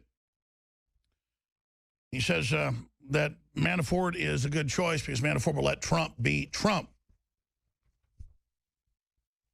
Or he's saying that Bannon will be a good choice because he will let Trump be Trump. So many campaign managers are thinking about Corey Lewandowski. But Dr. Steve Pieczenik joins us. He's written an article that's at StevePieczenik.com. It's on Infowars.com, dealing with the fact that Paul Manafort is out and Stephen Bannon in, the head of Breitbart News, also part of a major conservative organization that investigates corruption in the government. It was a few months ago, I forget which interview, that Dr. Steve Pieczenik talked about the fact that it'd be a good idea to basically take Paul Manafort out as the lead campaign individual. And he didn't really elaborate on that other than saying that somebody else would let Trump be Trump. Now, of course, Dr. Steve Pieczenik is a best-selling author, wrote a bunch of books with Tom Clancy. And the reason he was the main advisor to Clancy was because he ran psychological warfare for the State Department, worked in different agencies and clandestine areas, was involved in propping up governments, overthrowing governments, you name it. A lot of the conversations we end up having here on air cause Justice Department probes and subpoenas and court cases. I mean, this is real stuff. This is not child's play here on air. So StevePieczenik.com is the website. I also want to talk to Dr. Pieczenik some today about report U.S. moving nukes closer to Ukraine. out of Turkey, that surrounded military base that supposedly has the nukes there in Turkey, the different geopolitical realignments that are taking place, Putin coming out and openly saying that the gloves are off in Ukraine because of paramilitary forces killing Russian forces in the Crimea and up on the Russian border. Kiev has turned to terrorism. Putin on foiled sabotage plot in Crimea. And, of course, we also have all the other news unfolding in campaign 2016. Dr. Pieczenik, where should we start? Let's start with, I appreciate coming on again. A couple of months ago, many of your listeners asked me, how was I able to predict that Manafort wouldn't be the right person for Trump? And I think it's important for your listeners to understand something you and I have known for a very long time. Number one, I don't read tea leaves. Number two, I have nothing personally against Manafort. And number three, one of the things that I do in my particular business of understanding psychodynamics or dynamics, not all psychiatrists can understand it or predict it. It's called anticipatory intelligence, is to anticipate what happens when you have a personality structure like Mr. Trump. The media, the left-wing media, says he's unstable, he's destabilized, all that nonsense. From my point of view, and I think from Alex's point of view and Roger Stone and others, and Corey Landowski, this was the force that we needed to bring to the forefront in order to articulate our discontent. Whether he knows the policies, whether he's been in bankruptcy, whether his businesses make millions or billions is totally irrelevant. He's a figurehead for populism against globalism. Correct. He's not only a figurehead, he is the persona, literally, of our discontent over 14 years. And that has been the paramount issue. In that discontent, he kept on going forward, and knocking out 16 Republicans. What in fact happened is, thanks to Alex, thanks to the audience, thanks to Trump, we were able to eviscerate the Republican Party, or what we call the old rhinos. Instead, we really have a new party. I don't know what the name is. I don't care if we have a name, but it really is a form of Trumpism. As Bernie Sanders was for the left, and Sanderism still remains in the discontent in the Democratic Party, Trumpism has a voice of its own. Isn't Trumpism really the return of American nationalism and free market renaissance? Yes. It's also a very, yes, Alex. And in fact, it's even a little bit more than that. Trumpism is the articulation of the grievances and the corruption that we see. And he was willing to go right up front and say, Hillary is corrupt, Comey is corrupt, and pick those who were also able to resonate and who are serious people. So when I said that Manafort was not the right person, Manafort was known as a man of the party. He received all kinds of millions in working with other... No, you didn't like the choice from the beginning. You were really concerned on air. I said it was the wrong choice. I said it's the wrong person. It's a person who would repress and suppress Trump's dynamics. The one I liked was Corey Landowski because he understood what Trump was about. He said it very succinctly, let Trump be Trump. And even Trump said it repeatedly. But when a man like Trump gets cornered and he feels that he's being controlled, he will either make mistakes that he normally wouldn't make, or he would begin to get very resentful. And that's what I predicted would happen. And he, in turn, became realigned and resurrected, so to speak, and said, I've had enough. I got to get rid of all these people. I don't want to pivot. I don't need to pivot. And whether he hears our station or not, people like myself, people like General Flynn, Mike Flynn, who I knew, and others, and Roger Ailes, whom I've worked with on the Bush campaign, came in to make him become what he always was. I was about to say, I think this tripling down to go brass knuckles is the way to go to supercharge the populism. That's what brought him to where he is. And we see hysterical fits now by the controlled press with their dwindling audiences. They're putting out fake polls, you name it. What does your gut, but also just your political gravitas, tell you about what we're facing, what dirty tricks they may pull? Well, they're going to be pulling every dirty trick in the book. Number one, they will create the third party with Dr. Jill Stein to siphon off some of the discontent on and the Johnson. liberal side, but really come back in. They'll create the party again of the libertarians to siphon it off. So we have a nadir phenomenon in that whole Bush-Gore campaign. 2000, yeah. Then they will hit Trump with the ads that you've seen, that he's not stable, he's not more mentally capable of handling, and then you see the old ads that he has to be responsible for the nuclear bomb, and then they juxtapose it. That's not going to work. That's old Hillary. Sure, they're going to 1964 stuff, Barry Goldwater with a girl picking the daisy and the nuke going off. Correct. And the biggest mistake, and I had been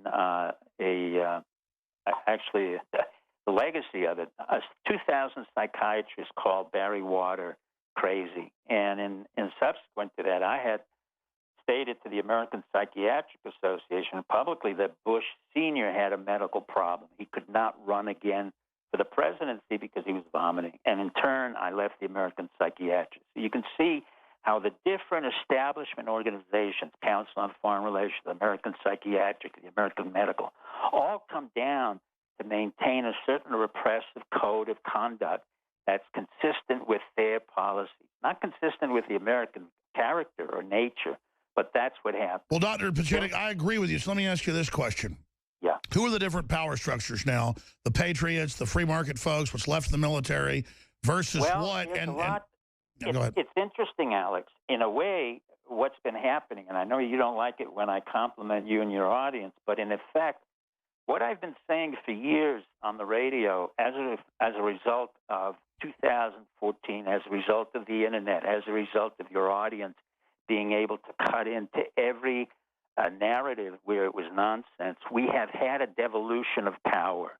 In other words, back to the states, back to the people, the media's falling apart, all the real metrics. I want to get into that, but let me ask this question then. After that, well, then why is the power structure trying to prop up a corpse like Hillary? Go ahead. Well, you can't prop up the corpse. That corpse, one way or the other, will not sustain itself. If, in fact, she gets through the debates, she will not be able to physically or mentally serve the term in the presidency. The Secret Service knows that. Those physicians who've treated her, I know that. And, in fact, what she has done is to appoint her surrogate, Tim Kaine, from Virginia, who's totally a Democratic operative or a political hack, who's had ostensibly experience as a congressman, a governor, and a senator. I have nothing against him, but I have nothing that would laud him. And in turn, she appointed another senator, Salazar. So what you have is a repetition of a stay-it-corrupt system through the Democratic Party. So the fact that they would put her forward despite all this shows their arrogance or their disconnection or their dottiness? It shows the fact that the system is so entrenched and it is so corrupt that if you were to unwind the Clinton Foundation, you would probably eliminate three-quarters of this administration. Sure. Do you have any intel or what's your view on what WikiLeaks says they have that'll bring Hillary down? Well, there are certain things that'll bring it down. I mean, James Comey, for example, was part of Hogan and Hartson, the director of the FBI. And Hogan and Hartson, which is a famous law firm, Sandy Berger was a lawyer, Loretta Lynch was a lawyer, and the chief of staff for Hillary was a lawyer, Cheryl Mills. All of them conspired in subsequent cases. Let me tell you this, and I think he may be leaking it. One, Sandy Berger committed a felony when he stole the classified paper. He came underneath the director of the FBI, Comey. Comey let him off on a misdemeanor. Petraeus, 2 felonies, came off on a misdemeanor. Hogan and Hartson had created the company called MDX Logistics in Denver. They did the patent. So, hold on. I'm sure this is important. Stay there. We've got a break, Dr. Pieczenik. Come back and explain the inside baseball on what's going on. But undoubtedly the most epic time in American history, in world history. We're going to get into Russia. What does all the military drills mean? Putin threatening military action in Ukraine. It's all coming up. There's a reason InfoWars is getting exponentially more popular. Hard to believe, but it's true. 28 million people, one way or another, every week, tune in or watch the broadcast. And then you've got all the millions and millions that read the news articles just on our site, not to mention where they're copied everywhere, where other talk show hosts read the information but don't give us credit. But I love that. I don't care. I love changing the narrative back to basic common sense. But I tell you, you look at mainstream media, they're a bunch of regurgitating puppets. And written across all of this is major crisis. But the good news is there are a lot of people that are awake. So Dr. Pashunik, you got cut off by the break. You were getting us some really important information. Please continue. Well, the point is that, in effect, what happens, what we have in this new debate coming up, which will be quite interesting, is you have three powerful forces coming in on Trump. You have Brannon, you have Mike Flynn, and you have Trump himself and Roger Ailes, who he and I have worked together on 41, his campaign. And I can assure you that Roger understands strategy and tactics, both in media and in campaign. In contrast to that, you have Hillary Clinton, who will perform accordingly. In other words, she sounds very bright. She sounds articulate, except a lot of the assumptions are wrong. A lot of the statements will be lies, and a lot of the accomplishments would have been non-existent. And at the same time, she will have to ward off an amazing amount of physical and mental fatigue, which will put a major strain on her. And that's one of the issues that the Democrats have to worry about her.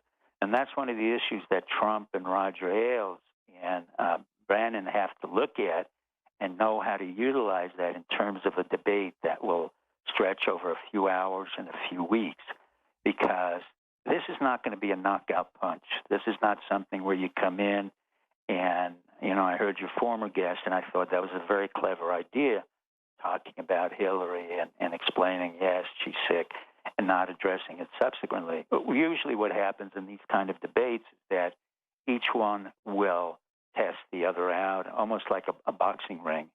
And you can see Trump very much, I consider him like a Cassius Clay, moving around about, throwing in a few jabs here and there. And Hillary pretty much going on schedule and on form, talking about the non-existent accomplishments that she made, all of which he may or may not address per item. She did nothing when she was Secretary of State. She did go to war in Libya.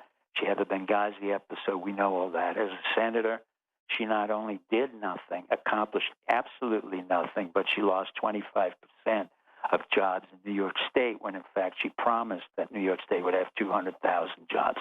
So the factual parts would come out in different ways. The most important part of what's coming out of this subsequent debate is really the emotional intensity and where the people will ally themselves. Because there's several debates, a knockout in the first round is not always the most effective way to handle it. And when I was involved in debates with Bush Sr. and Bush Jr., you had to calculate that you really have to think about this as 3 or 4 rounds. And you have to decide when, in fact, a counterpunch comes in strategically. The fact that you have a consistent puncher here is that you have to hold back a Sure, but the media is going to announce if she was TKO'd or knocked out completely. They're going to announce that as a victory for her. So I think he really gets up there and just attacks the media, ignores her, and goes, here's the little sad puppet, the little fake foundation minion, the lady that claimed she was like Brian Williams. I wouldn't be nice to her. I'd go total. You want to play the little lady thing. You want to play the little game that you're the victim of the big mean man here. I'd vote for a woman for president in 10 seconds if she wasn't a traitor. I'd hit it with pure brass knuckles and just bring up, you said you were in Serbia or wherever under attack and there's video. It's all a lie. And I would just hit her with the foundation. I'd hit her with everything. I would just hit her and hit her and hit her and say, how dare you create ISIS? How dare you do all this? Well, you could do that. In effect, what that might do for the audience is turn them off, not because it's correct or it's factually on target, because it's just too much emotionally to absorb. And even though it looks good and it sounds good, in effect... No, I get it. They want to see a long, like a movie with a court hearing where you only find out who's bad at the end. Now you got it, Alex. The audience wants to be entertained in the beginning. They want to be let down a little bit, and then for the denouement, for the end of the film, they want a knockout. But see, and I get what you're saying, and I can do that. I can be Machiavellian. But it seems inherently deceptive. Why not just throw the whole thing aside and say, I'm removing the curtain. You're a little nothing puppet. You're a piece of filth. And then you'd have to walk off the stage. You'd have to walk off the stage, yeah. You have to walk. That's what you did, Alex, with that British guy. Yeah. Yeah, I mean, I just say the whole thing's fake, and I got some foreign agent trying to disarm me. Screw you, you're an agent. This, but listen, I mean, you're probably right. We should do the whole nuance deal. The media will spin that. We'll be back with Steve Pieczenik. We are 81 days out from the general election. Everybody can feel the tension in the air. You can cut it with a knife. I really try to figure out how stuff works. I mean, I really do try to talk to all the different experts, not just people I agree with, and study history and study different elites and try to figure out where we're going. And I see a lot of delusion by the technocrats and people. They're too busy thinking about some new Elysium, Mount Olympus, they're going to live forever. And I'm not the one saying that. That's the, really rich people are just kind of like, manage the scum for us while we fly around on our jumbo jets. And, the head of Google makes his girlfriends wear hoods over their heads so no one can see them because he wants privacy. But then he says, you shouldn't expect privacy. And it's just they don't have fundamental decency, these elites, that what they do to us ends up coming back on them. The first presidential debate is September 26th, so those are close in. Hillary wants them limited. She only wants 3. She wants them in low ratings periods. How does Donald Trump, the words transcend, get around, circumnavigate, that the media is going to, he gives great speeches, they just ignore it and play little side clips or him taking questions. How does he get around, though, even if he does have knockouts in these debates? They'll be watched by 20, 30, 40 million people, maybe 50 million, but still, they're just going to turn it all into some fake controversy. That's why I think the big devastating blow, especially in the first debate, because then he can try to save it if it doesn't work the second and third, is the way to go. But maybe I'm wrong. It's just at a certain point, calling it all as a fraud, and I think really going after her and saying, we're not going to play this card of you're a woman when you're off bragging about wars and how you're good at killing people and, and how you're this hero like Brian Williams. I mean, I think savaging her is the way to go. The media is going to say that, oh, it's a big failure. I think he says it ahead of time. Oh, they're going to say that I'm a big failure doing this. No, this is the time for reality to reemerge. I think if he sits there and deftly plays it with her and everything, I think he loses. Now, if he somehow could do it where he gets good punches in every time and slowly roast her, that'd probably be the safest route. I'm not a veteran of campaigns or debates like Steve Pieczenik. But what do you think, knowing Roger Ailes, what do you think Roger Ailes, who's been obviously a coup at Fox to kick him out so that Fox won't try to expose a rigged election, what do you think he's advising Trump to do? I don't know what Roger's going to advise him because I don't want to speak on behalf of Roger, and I've only known him over a limited period of time. Sure, but I mean, what's your gut knowing Roger? I mean, what do you? Well, he's a very practical, no-nonsense man who understands when you attack and when you don't, and he understands the power of that single blow. For example, when we were talking about Bush Sr., and he was 20 points or 15 points behind Dukakis, if one could even imagine that. We had to get Bush Sr. out in front, and we had to keep Dukakis in literally physically in Massachusetts. So the issue of, and I think he brought it up, or one of the others, and James Baker was there, and you had very rational men, and we talked about the fact that we needed a product that would force the candidate, in this case Dukakis, to remain in Massachusetts while we literally physically swung out Bush Sr., 41.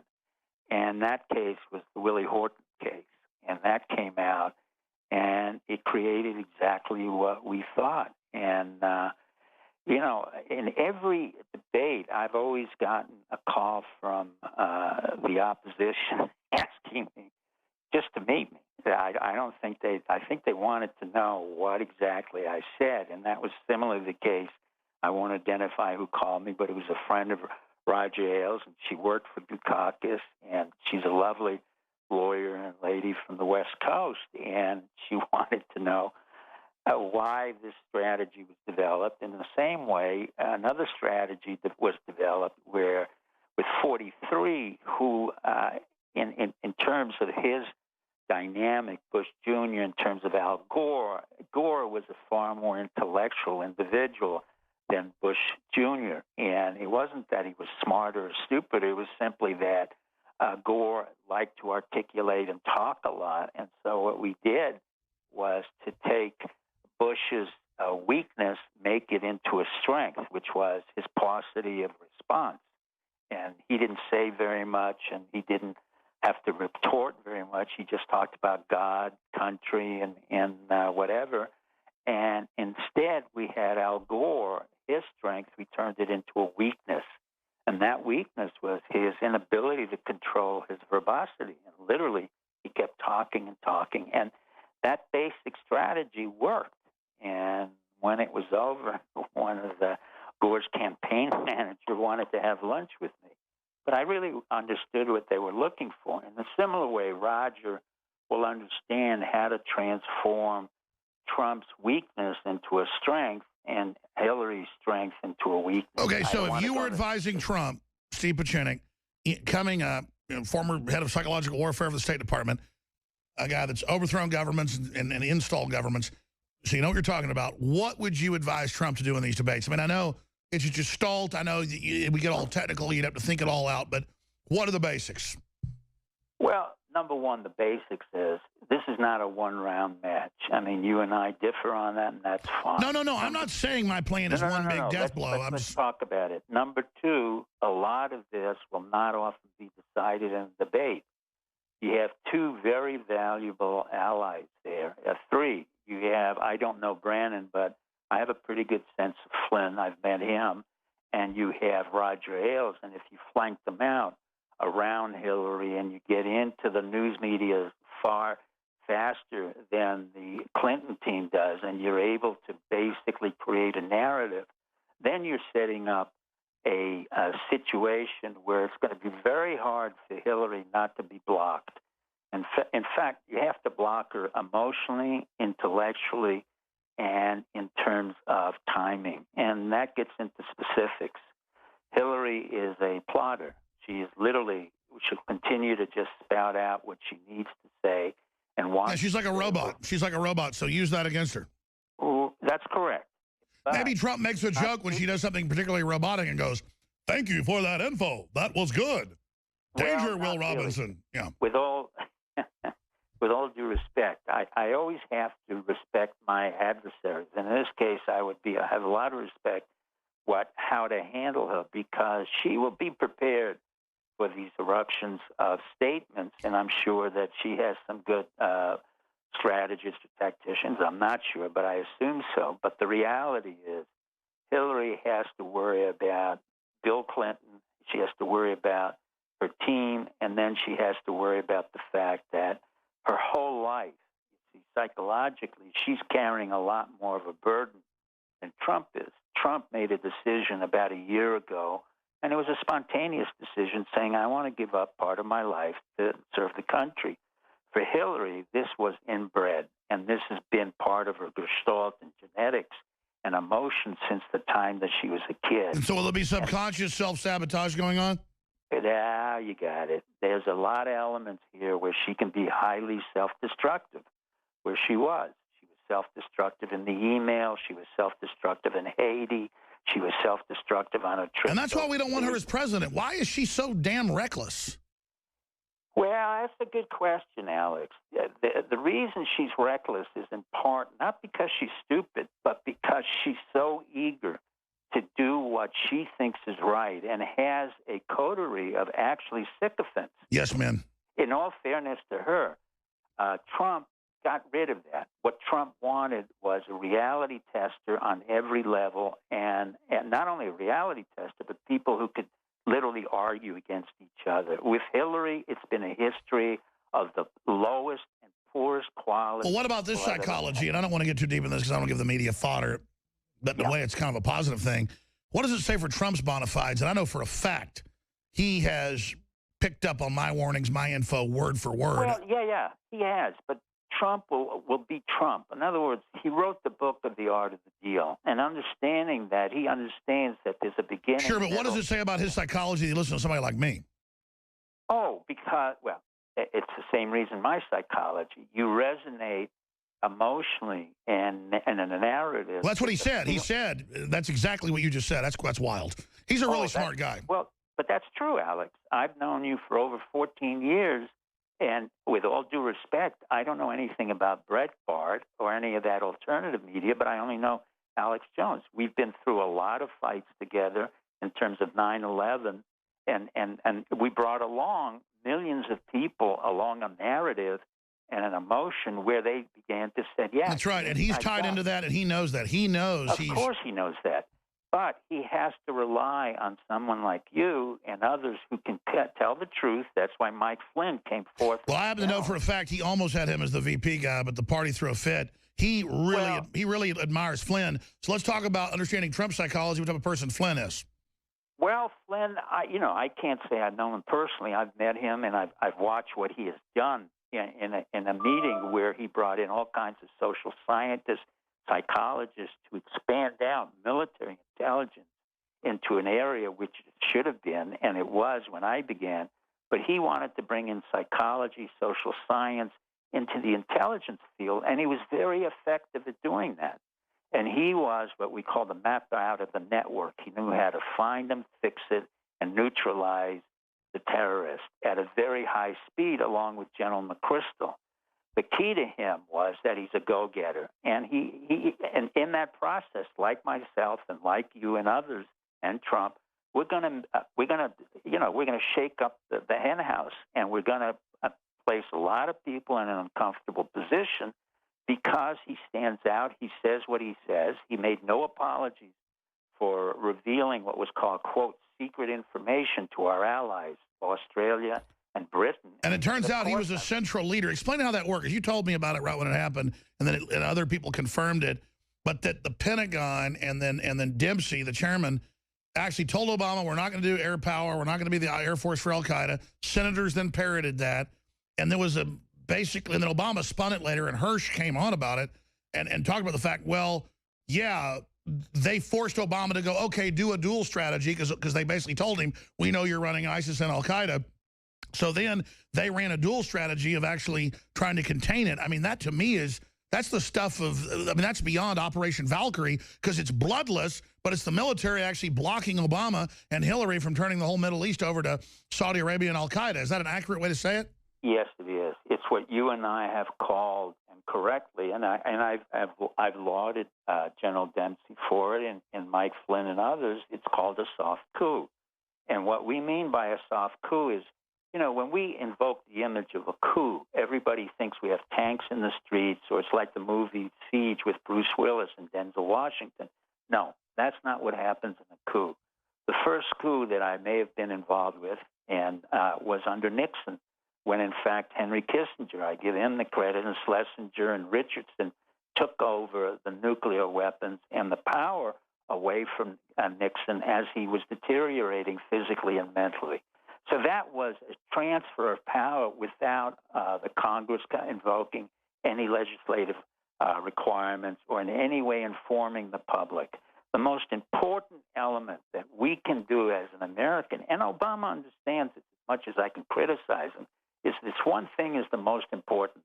He must transfer power peacefully to the next officer, be it Trump or Hillary. The reason for that has far more to do with the world perception of America and our financial system, because we are the only country that legally and democratically transfers power very quickly over without any problem. Sure.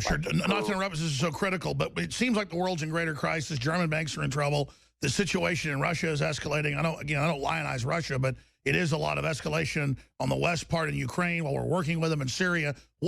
Crystallize that from your perspective, Dr. Well, Pieczenik. what's really happening is Russia's playing. Putin is in serious, serious trouble at home. He has gotten rid of his chief ally, it doesn't matter what his name is, who was his right-hand man, because he knows that there is an impending purge or a counter coup against Putin. So he's created a new entity above the FSB, which is the old KGB. He's created a new entity above the GRU, which is military intelligence, called the National Guard. Now, that's a fancy way of saying I have private guards. Praetorian. We don't have them. So what's happening is he's trying to exert his power at a time when he is not in very great shape. Financially, 20 out of 80 of his governmental units, in other words... no, I know. Russia's been under massive economic warfare, correct. and he's creating a Praetorian Guard. So that sounds scary to me. Well, it is for Putin. It isn't scary for us because, number one, Putin will not go to war because we do have alliances, believe it or not, that are far stronger than what Secretary Kerry does. Our generals have a very strong alliance with the Russian soldiers and Russian intelligence going back for decades. So, in effect, what I've always said to you and our audience is our intelligence and our military have their separate relationship, which is devoid of civilian oversight. So our militaries know exactly how much they can go forward and how much they can push. And we saw a powerful example of that when Obama was told, you know, we're not going to overthrow Syria for al-Qaeda. Correct. And that's where General Dempsey and others, I don't want to name them, they back off and they just tell their own command and control systems, look, it can't work. At the same time, you have a General Flynn who may get into a confrontation with James Clapper, who's director of the National Intelligence, whom I also admire. And these are two very strong-headed generals, and that's exactly what you want in a military that is not going to be obsequious to the President of the United States. You don't want a bunch of yes men. No. And in fact, what you have is then we have a CINCPAC commander who is, I think, of Japanese origin in the United States, American Japanese, but is a very strong naval admiral and has been very effective working against the Russians around the Paracel and the Spratly Islands. Sure. How does China fit into all this and the pivot? Well, China is really trying to take advantage of all this, but in the meantime, China has a very serious problem. President Xi, is trying to use a concept of Mao Zedong that's outdated. In other words, you can't use old shibboleths and old symbols in order to mobilize young kids. The Chinese are very bright, they're very young, and they're very hungry. They're basically going back to Toronto. They're coming to the United States. They want an education. They need a vibrant... So the Chinese think they're infiltrating us. The truth is the West intellectually can't be beat. They're going to join us. Well, that's correct. It's not an issue of where they're going to beat us. The problem is China knows right now that economically, internally, it's falling apart. And it doesn't have enough food to supply to the local region. And more importantly, I go back to the issue of water. So it is a paper tiger. Paper dragon. Well, it's a little bit more than a paper tiger. Well, stay there. We're going to be right back in the final segment. And then who do we have taking over the fourth hour? Anthony Gucciardi. I'm Alex Jones talking to Dr. Steve Pieczenik. This is real radio, folks. This isn't for dumbed-down idiots. Anthony Gucciardi is going to be hosting the fourth hour, and there's a lot to cover we haven't gotten to yet. In fact, I'll probably do a little bit of that hour with him. I look at Hillary and the pay-to-play in the State Department and establishing that, and I find it hard to believe that some higher agency group or COG group didn't authorize it, but the more we burrow into it, they didn't. There's a feeling of invincibility with George Soros and these other characters that they're so tied into the elites that they can get away with murder. But then that adds to the criminality of just doing more and more, thinking you're invincible. Dr. Steve Pieczenik, other tidbits, other key points. There's a new story up on Infowars.com.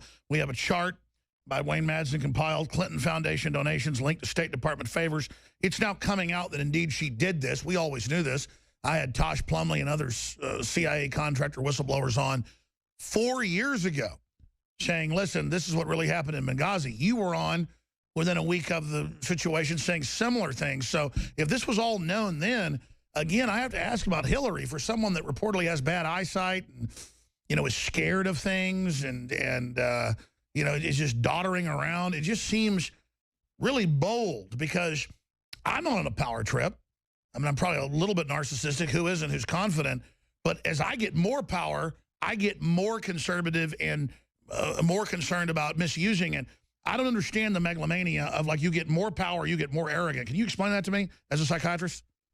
Well, yeah. Basically what happens is the sense of self, who you are, no longer becomes real. And what you assume is a persona that is invincible. So if everybody says you're not drunk, but in fact you are drunk, and you're not invincible, when in fact you are invincible, then the fact becomes that you are literally working in an area what we call self-delusion. And she is very much in a world of her own.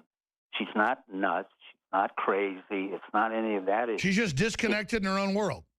Yeah, I mean, you have to remember, when you become a politician and you live in the Senate as she has, or you live in the White House, you live in a very isolated area. She hasn't, the most basic things, let's get it down to basics. They don't drive a car. Obama hasn't driven a car in 8 years. They don't go Sure, shopping. a huge extension of this is until just a few decades ago, the Queen of England had somebody wipe her butt. I mean, I'm not trying to be gross, but they had the groom of the stool. I mean, is that what you're getting at here? Yeah, the point is they're no longer doing the ordinary things of ordinary day, that nobody's taking out Pampers for the kids. Nobody's staying up at night. Nobody has to take out the garbage. Nobody's cleaning up the Nobody's got to balance the checkbook. Nobody's got to get the dead possum out of the air conditioner. Correct. So what happens, in effect, is you become this other person that's taken care of. And the more you're taken care of, the less you have a sense of strength within yourself and a greater sense of entitlement. And for her, anything she does is an entitlement. So she can be corrupt. I mean, when HSBC received gave $81 million to the Clinton Foundation, Comey didn't think that was anything wrong. Comey didn't think that in any way he would be indicted for criminal activity. Oh, yeah, you got cut off. We have to do 5 more minutes if we can do it. You got cut off by break. We never came back to it. Well, what you were trying to explain how Comey was involved in, like why he's compromised? Well, he's highly compromised, and the man has no integrity. Neither did Mueller when he was involved in 9/11. So who do you pick as the director of the FBI? From the very beginning, you had a man who was a cross-dresser, who was, Why don't we put General Flynn as the head of the FBI? Well, you could, but he would probably throw out 80% of the FBI. He and I don't tolerate civilian inactivity and incompetency very well. Flynn works with the same way I do, the military. So when you have a civilian intelligence organization, they're not as good as a military, as the Defense Intelligence Agency with 20,000. But let's get back. I mean, he's highly compromised. Worked at Hogan and Hartson with Loretta Lynch. Back in 70 seconds, we'll get into Comey and why he's compromised under Steve Pieczenik in 5 more minutes. Then Anthony Gucciardi takes over. We got big specials running at InfoWarsStore.com that are about to end. 20% off on Living Defense and other products. I love how Hillary Clinton gave 97% plus of her charitable donations to her own foundation. It's called money laundering. People have a lot of nerve, folks. If you already did that, we'd be in prison. It's just crazy. You have this mole-like woman just like stumbling around running everything because of her arrogance, everyone bowing down, and her using the false chivalry of the West that she's a woman. But this is the modern feminist age. So don't use the fact you're a woman to do all this dirty stuff and then punch us and we don't punch back. I think she's fair game. That's another issue I was just thinking about.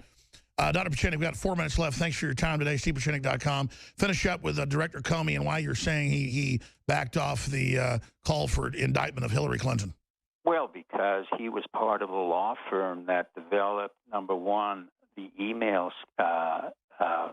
company that she used. He knew very well. Hogan and Hartson were the ones who did the patent research and the patent application for MX Logic, Inc., which is the Denver-based company with the encryption codes that Hillary had.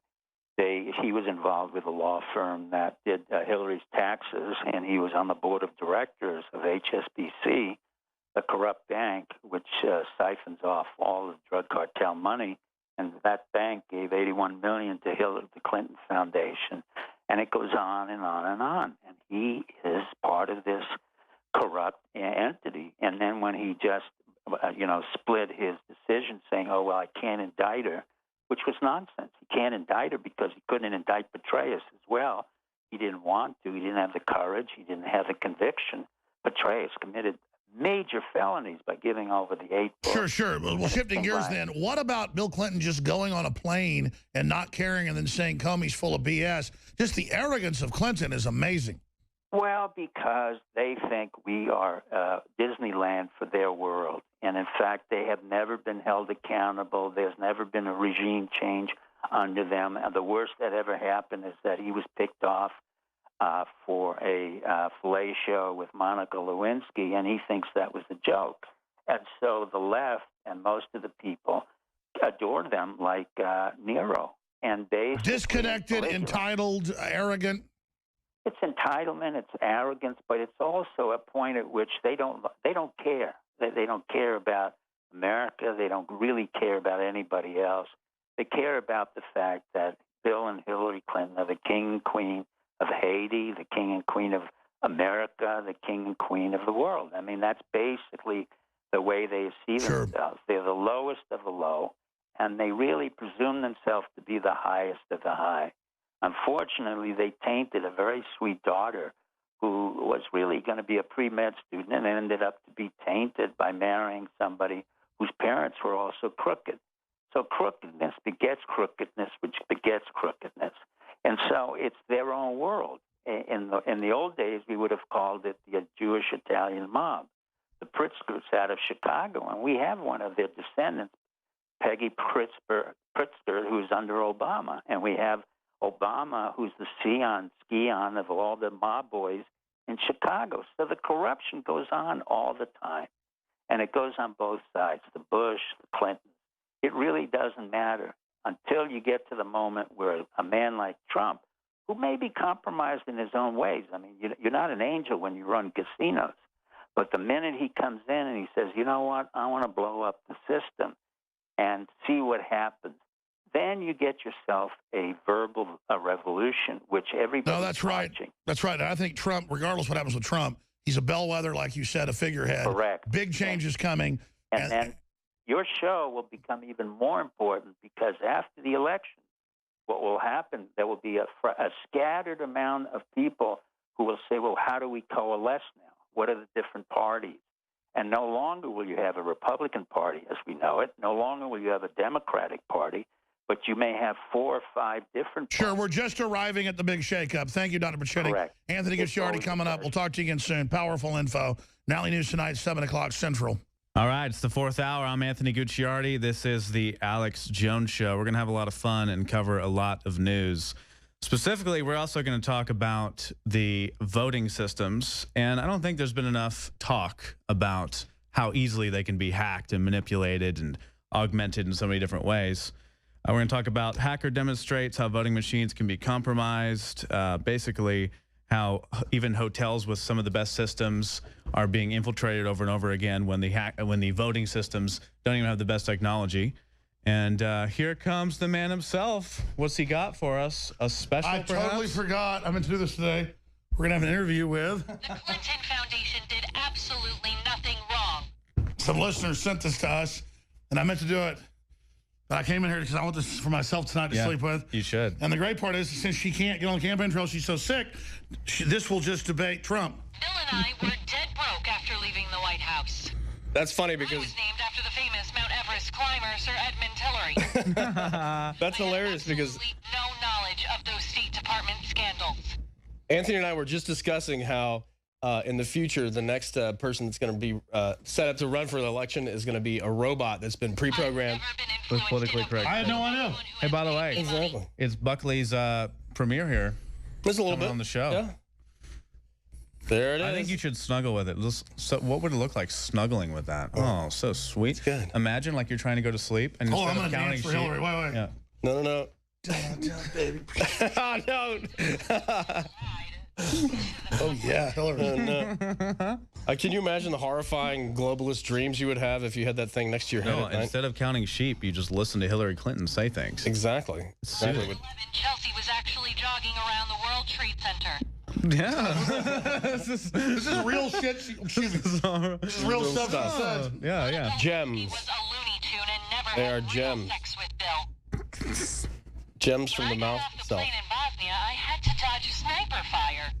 Yeah. Not a single one of my emails was classified. No, none of that happened. No, this is all real, actually. If you don't believe that, you're Benghazi crazy. was just a bunch of folks protesting a YouTube video. I'm going to leave you guys alone. I thought I'd pop in, so I forgot to do that. Leave us alone with the Hillary doll? I was just say Alex Jones interviews Hillary Clinton. I'll just play it. The incredible thing is these are all real lies.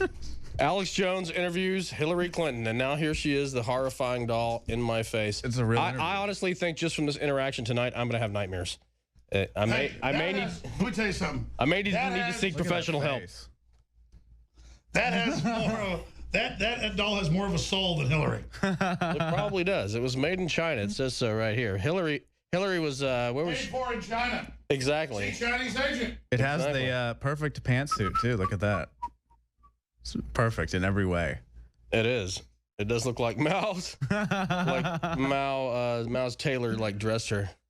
Exactly. It's a perfect getup. She actually wears Mao outfits now. I gotta tell you, you know, after talking about that, it's almost like nothing. Everything else pales in comparison to the Hillary Clinton doll and Alex over there taking his shirt off.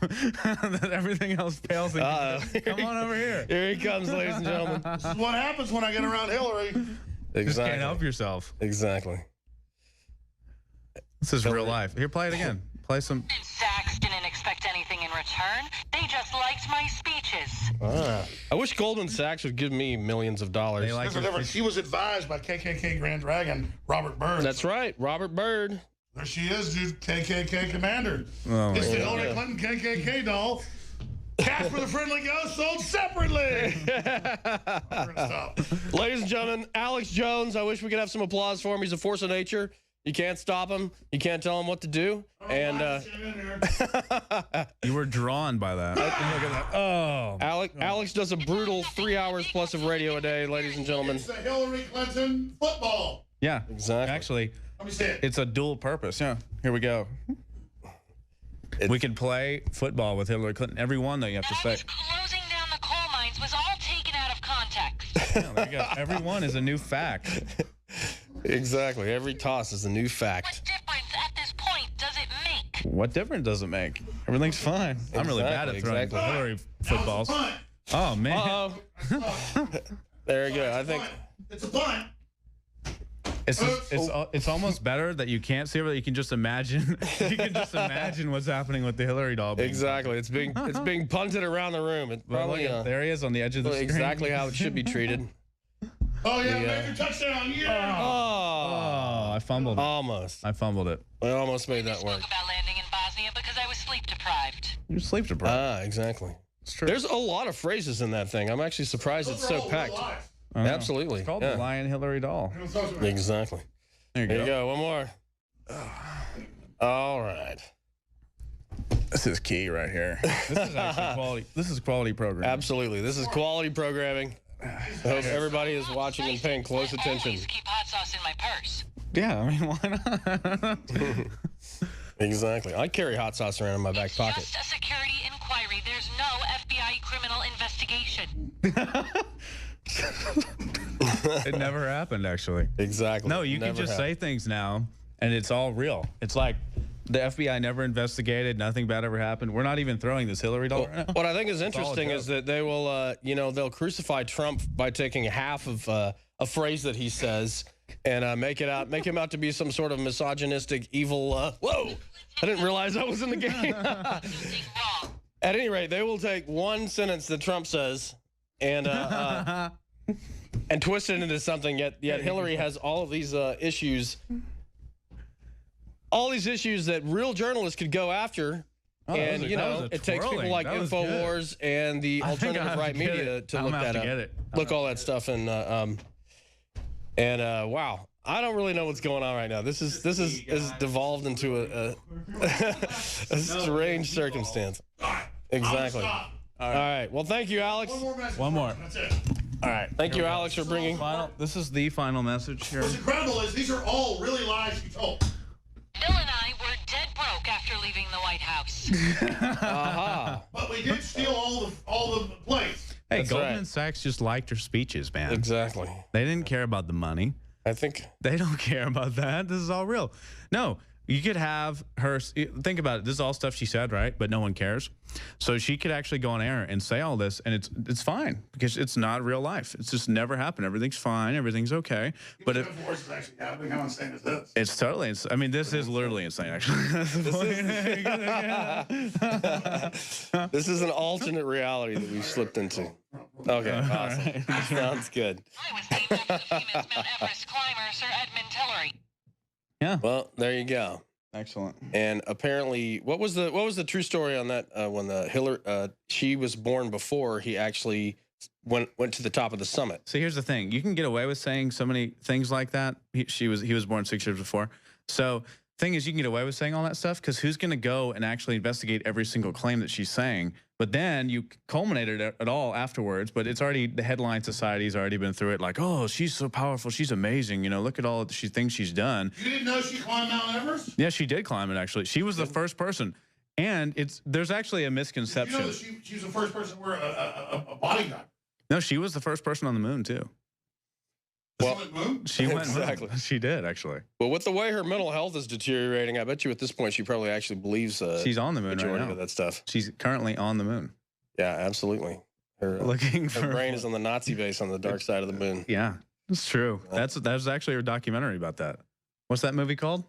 I don't remember. Where the Nazi base is on the moon. That's a documentary as well. It is. And I don't remember what it was called. And I'm actually, if you are watching live on the show right now, I'm being eaten by some type of a. I think it's a Loch Ness monster. I think it's a moray eel. A Loch Ness monster. I do deserve it. Look, I deserve to get eaten. Look. Oh my God. For people who are listening to this and can't see what's going on, it must be really confusing. Or amazing. Yeah, Probably exactly. more enjoyable, actually. Exactly. It's way more fun because, hey, sometimes when the world is completely insane, you have to have a little fun sometimes. Mm-hmm. Yeah, because it is actually insane. It's like a pressure cooker. It's got that little valve at the top, and it's just squealing. And then a moray eel eats you on the screen, and you know Loch you Ness have the monster Hillary shows doll. up and demands You $350. have this friend right here just comes in at all times to tell truths, very powerful truths. I had absolutely no knowledge of those State Department scandals. None whatsoever. Not at all. It's all real life. Exactly. And then you have Alex Jones over there watching Onward. Lurking in the background. Waiting. We never know what he's going to do 1 second to the next. So there you have it, ladies and gentlemen. Chaos personified. Alex Jones, the man himself, just came in here and gave us a little lesson in how to stay on your toes, I think. Hey, it's just having fun. Who cares? Exactly. You know, if people are going to say, how dare you have any form of comedy or enjoy yourself on air, like you should just be talking about the news. Listen, number one, how many people out there are actually talking about the news in the media to begin with? The actual news, none. We have stacks of news that's important. People are just constantly pontificating about nonsense and BS. It's almost like a form of unintentional humor in the first place, right? But when you do get stressed out, things are crazy, you can have fun, you're allowed to be silly.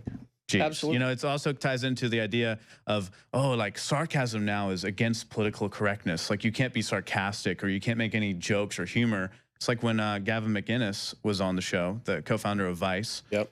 We were talking about it. He said the problem is that you can't do comedy anymore because it offends people. It used to be back in the day you could go to colleges and do stand-up, right? Like all the great comedians would go to colleges and have fun.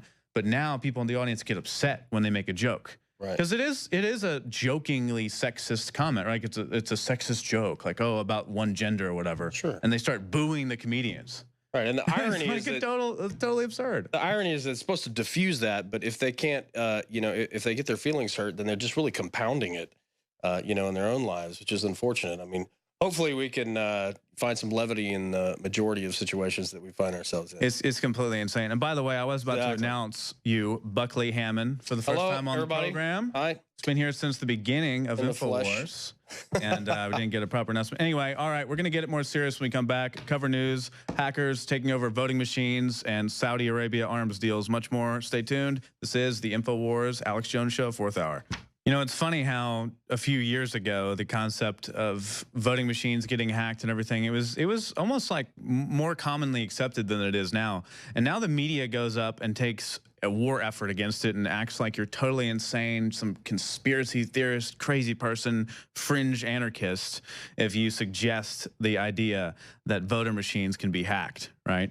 But there was a story we missed last week. It was covered on InfoWars, but I mean, the population, about hackers taking over voting machines, and it's really not that hard. And I wanted to ask Buckley's thoughts on this too. So this is a story from CBS News. Hacker demonstrates how voting machines can be compromised. And it says, concerns are growing over the possibility of a rigged presidential election. Experts believe a cyber attack this year could be a reality, especially following last month's hack of the DNC emails. The ranking member of the Senate Homeland Security Committee sent a letter Monday to the DHS saying in part, quote, election security is critical, and a cyber attack by foreign actors on our election systems could compromise the integrity of our voting process. Roughly 70% of states in the U.S. use some form of electronic voting. Hackers told CBS News that problems with electronic voting machines have been around for years. The machines and the software are old and antiquated. But now, with millions heading to the polls in 3 months, security experts are sounding the alarm. Now, here's what's funny. They act like this is a new breaking development, like, wait, they could be compromised. This is crazy. Of course they can. They don't update the software. It's well known. The white hat hackers, which are the so-called good guys, which are the guys that bring these things to light, have constantly shown over and over and over again that you can hack the voting systems.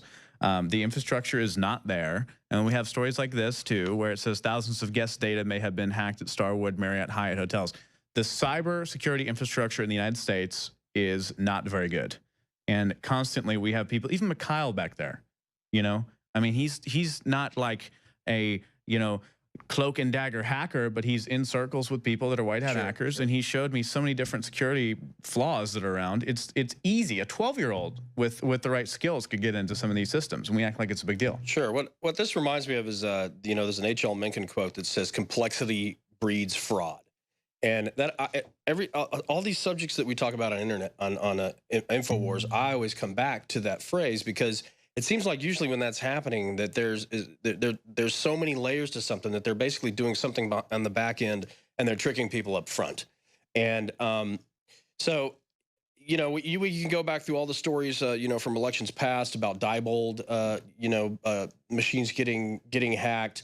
And just like you're saying in these articles, that people that are the current state of the art can just go in and look at them, and there's really hardly any protections at all whatsoever in the machines themselves. And then that's not to mention the databases that collect all the information on the back end.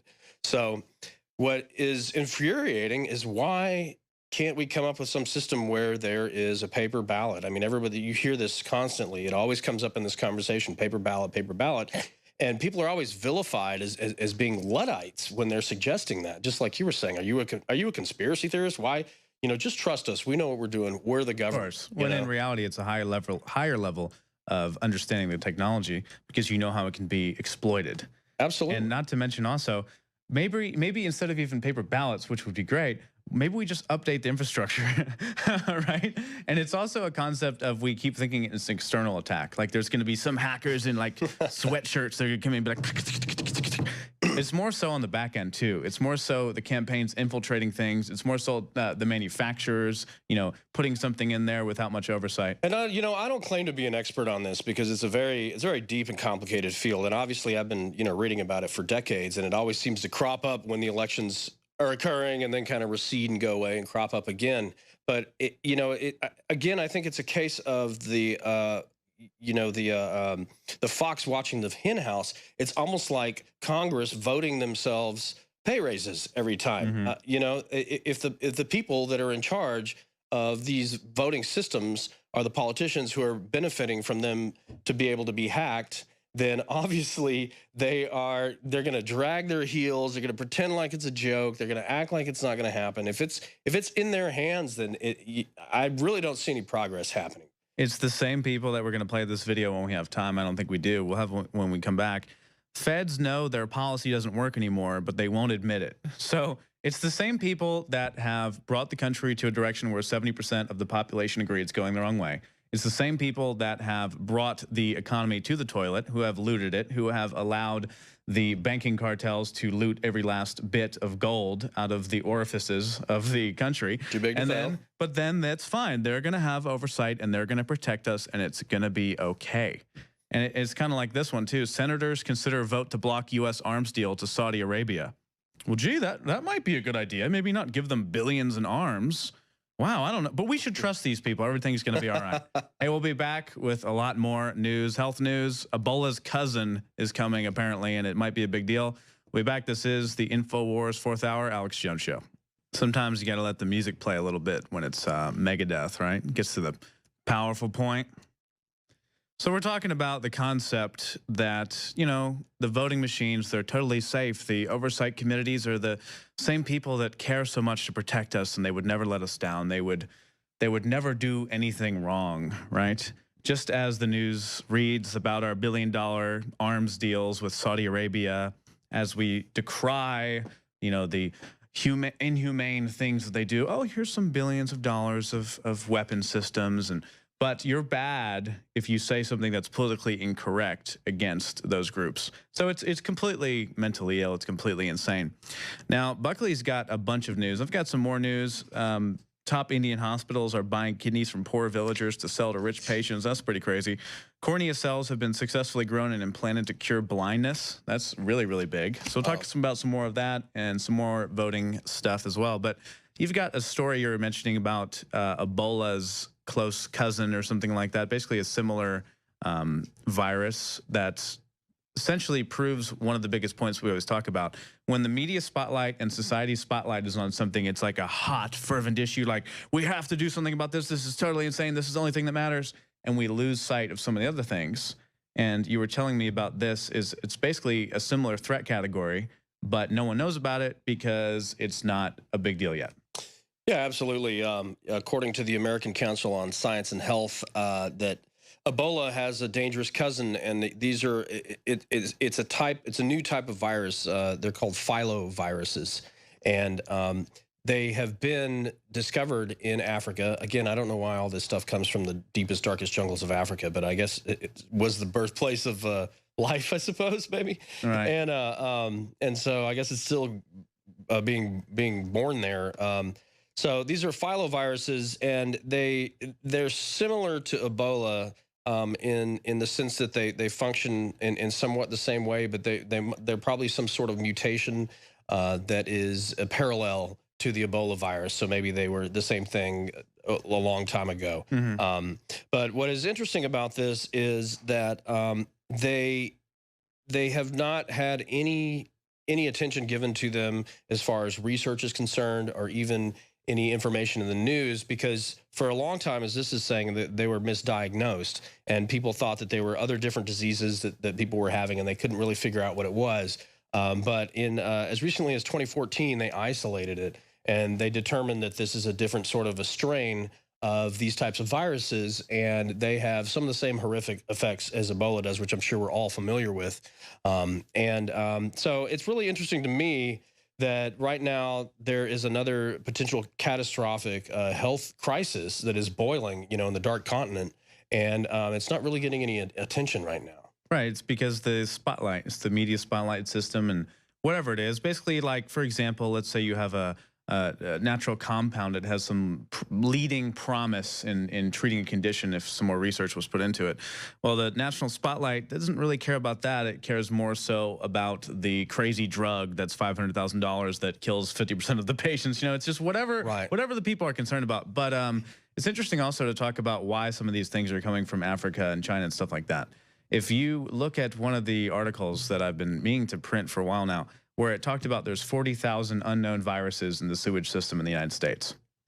I believe that's the number, 40,000 unknown. So that's 40,000 viruses, because everyone's fecal matter goes in there, and all the drugs too. You have to remember, like, people are taking antibiotics, and people are taking other things, and they're going in there breeding things. So if there's bacteria even in there, then it gets hit with a little microdose of antibiotic, and then it learns to be resistant. You know, that's why you're supposed to continue your course of antibiotics. So that sewage system is just like a cesspit of disease.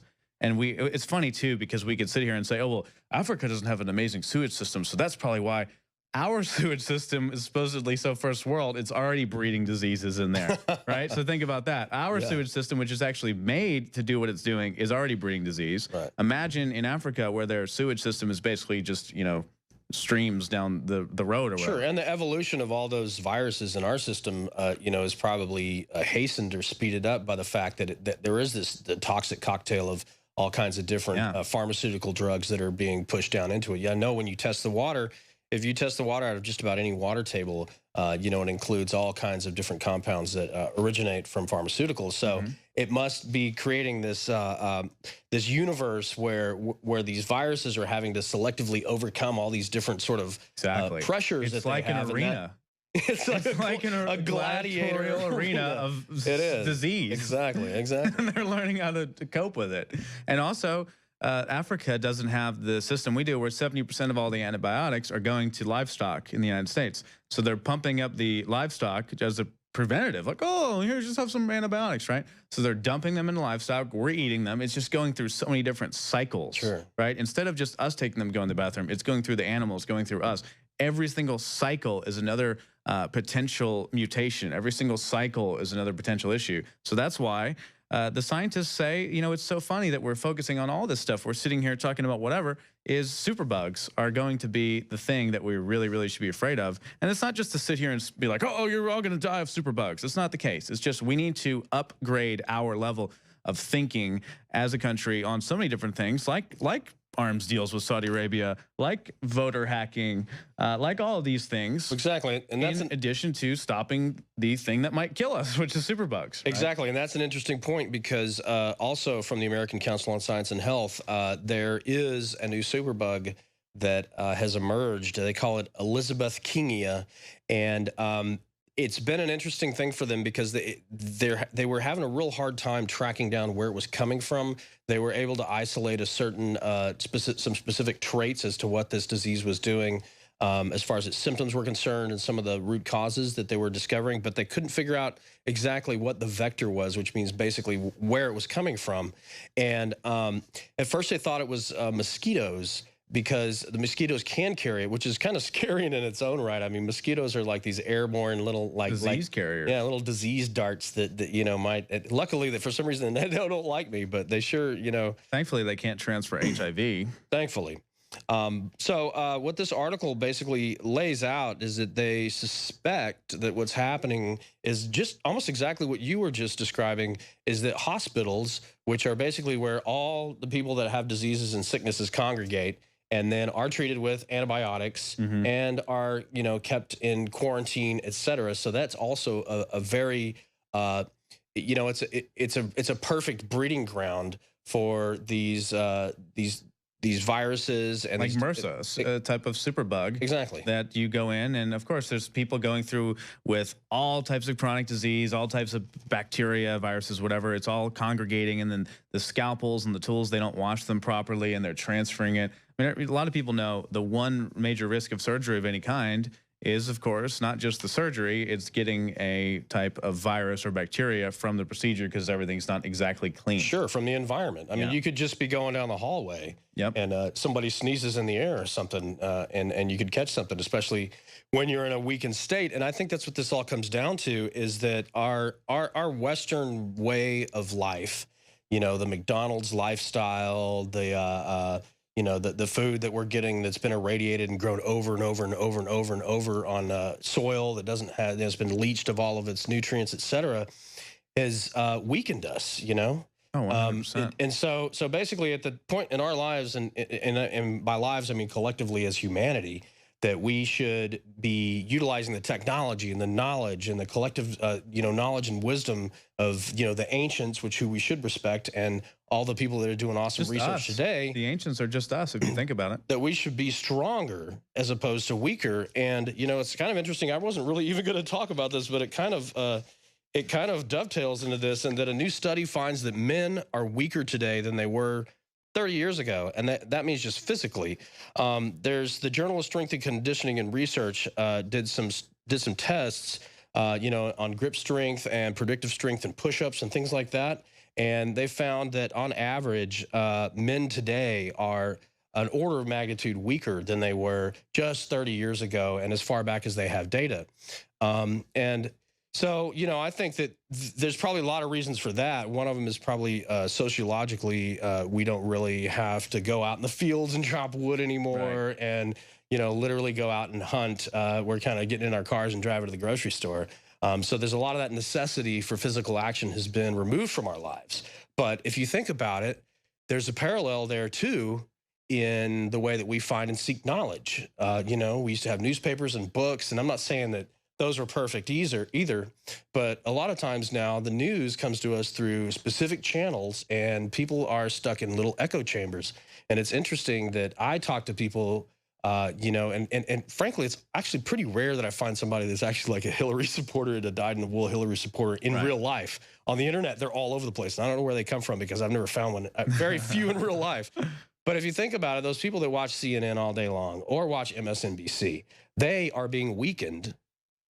Exactly. Or any major news source. Sure, right? sure, exactly. And I'm you know, I'm painting with a broad brush, but they're being weakened just like, you know, just like males have been over the last 30 years, mentally, physically, probably spiritually, and definitely as far as our biological reactions and abilities to fight diseases are concerned. It's true. You know what's funny is you ask why did they use grip strength? You know, that's my original thought. And before I knew about this.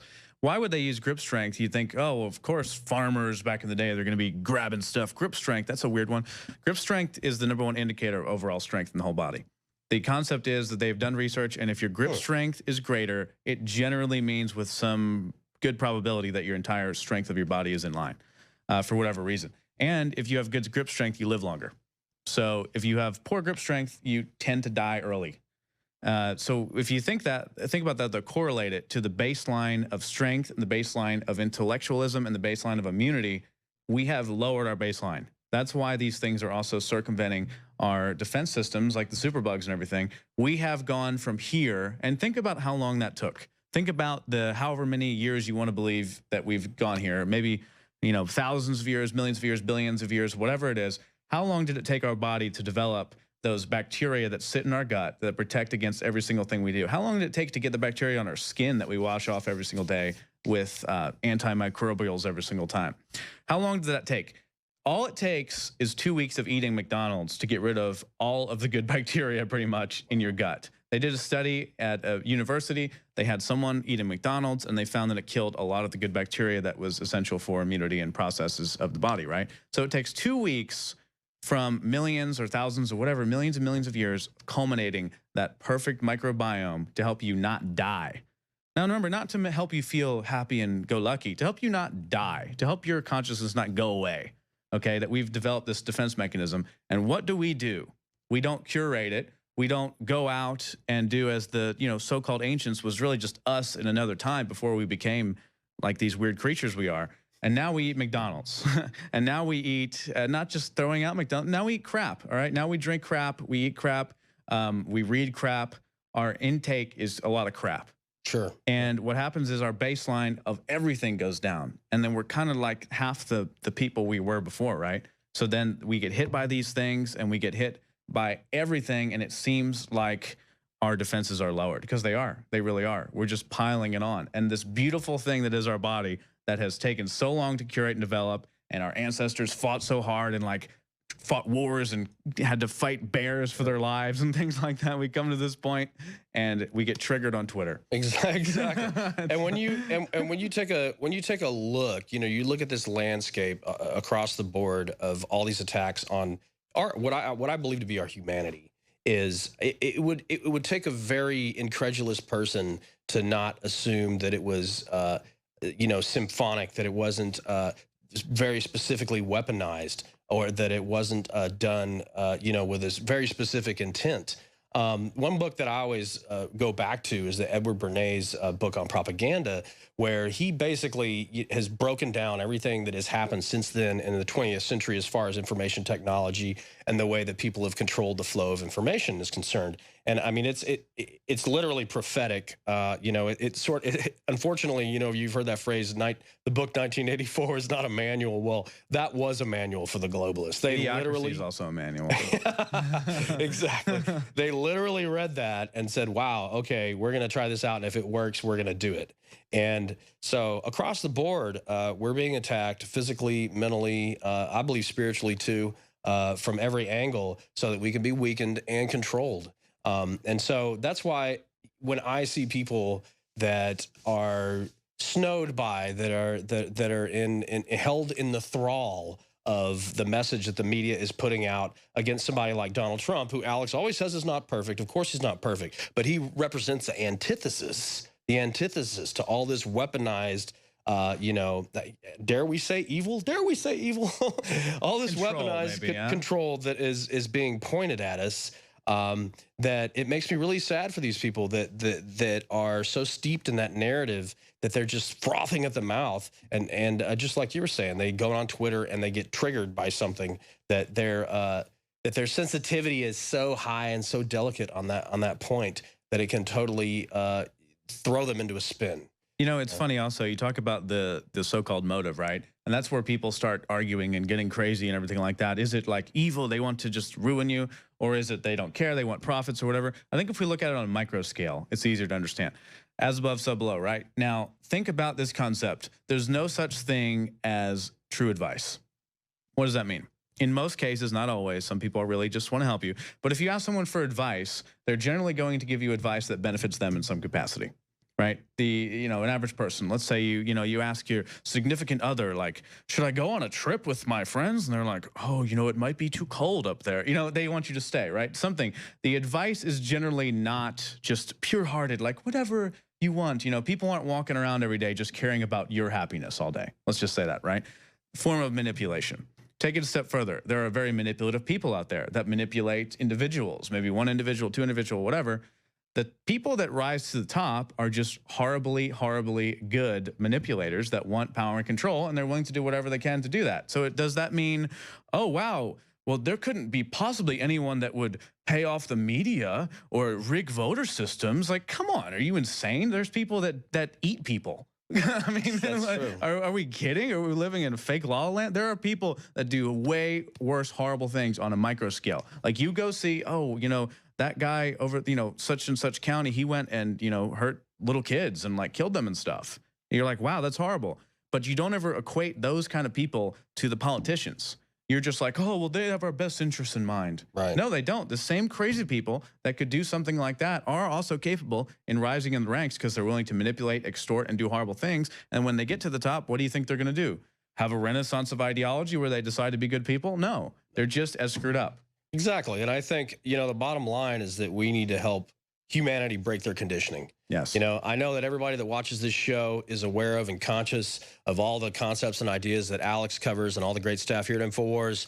But it's really important that we need to all sort of open up our hearts and look at those who don't know. Look at those who don't understand all this information and sort of lead them to the light. It's true. We'll be right back. Final segment. Alex Jones Show, 4th hour. The Hillary doll. All right, we're going to hit some economy news. But first, I've got this video I did want to play. Fed's no policy doesn't work anymore, but it won't admit it. It's kind of showing how the system works, right? Let's go ahead and play this video from CNBC.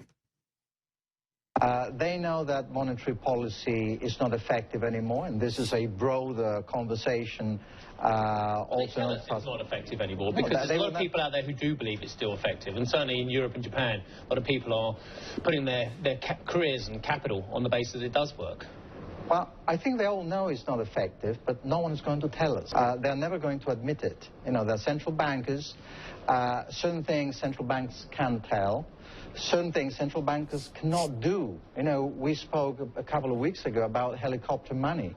Helicopter money is not in the manual of the perfect central bankers. It's definitely not a chapter in the Bundesbank. You're saying, hand on heart, you believe the central bankers around the world know that what they are doing is completely and utterly ineffective.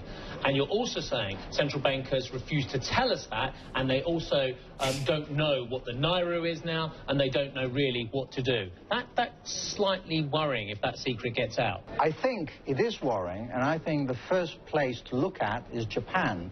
Because Japan is going to be the first area in the world where that acknowledgement is going to come from and where we're going to see something different, potentially. And whether this happens in September or whether this happens next year, but there is something which is going to happen in Japan, because there has been already the acknowledgement that negative rates do not really work. Everything that they have done hasn't worked.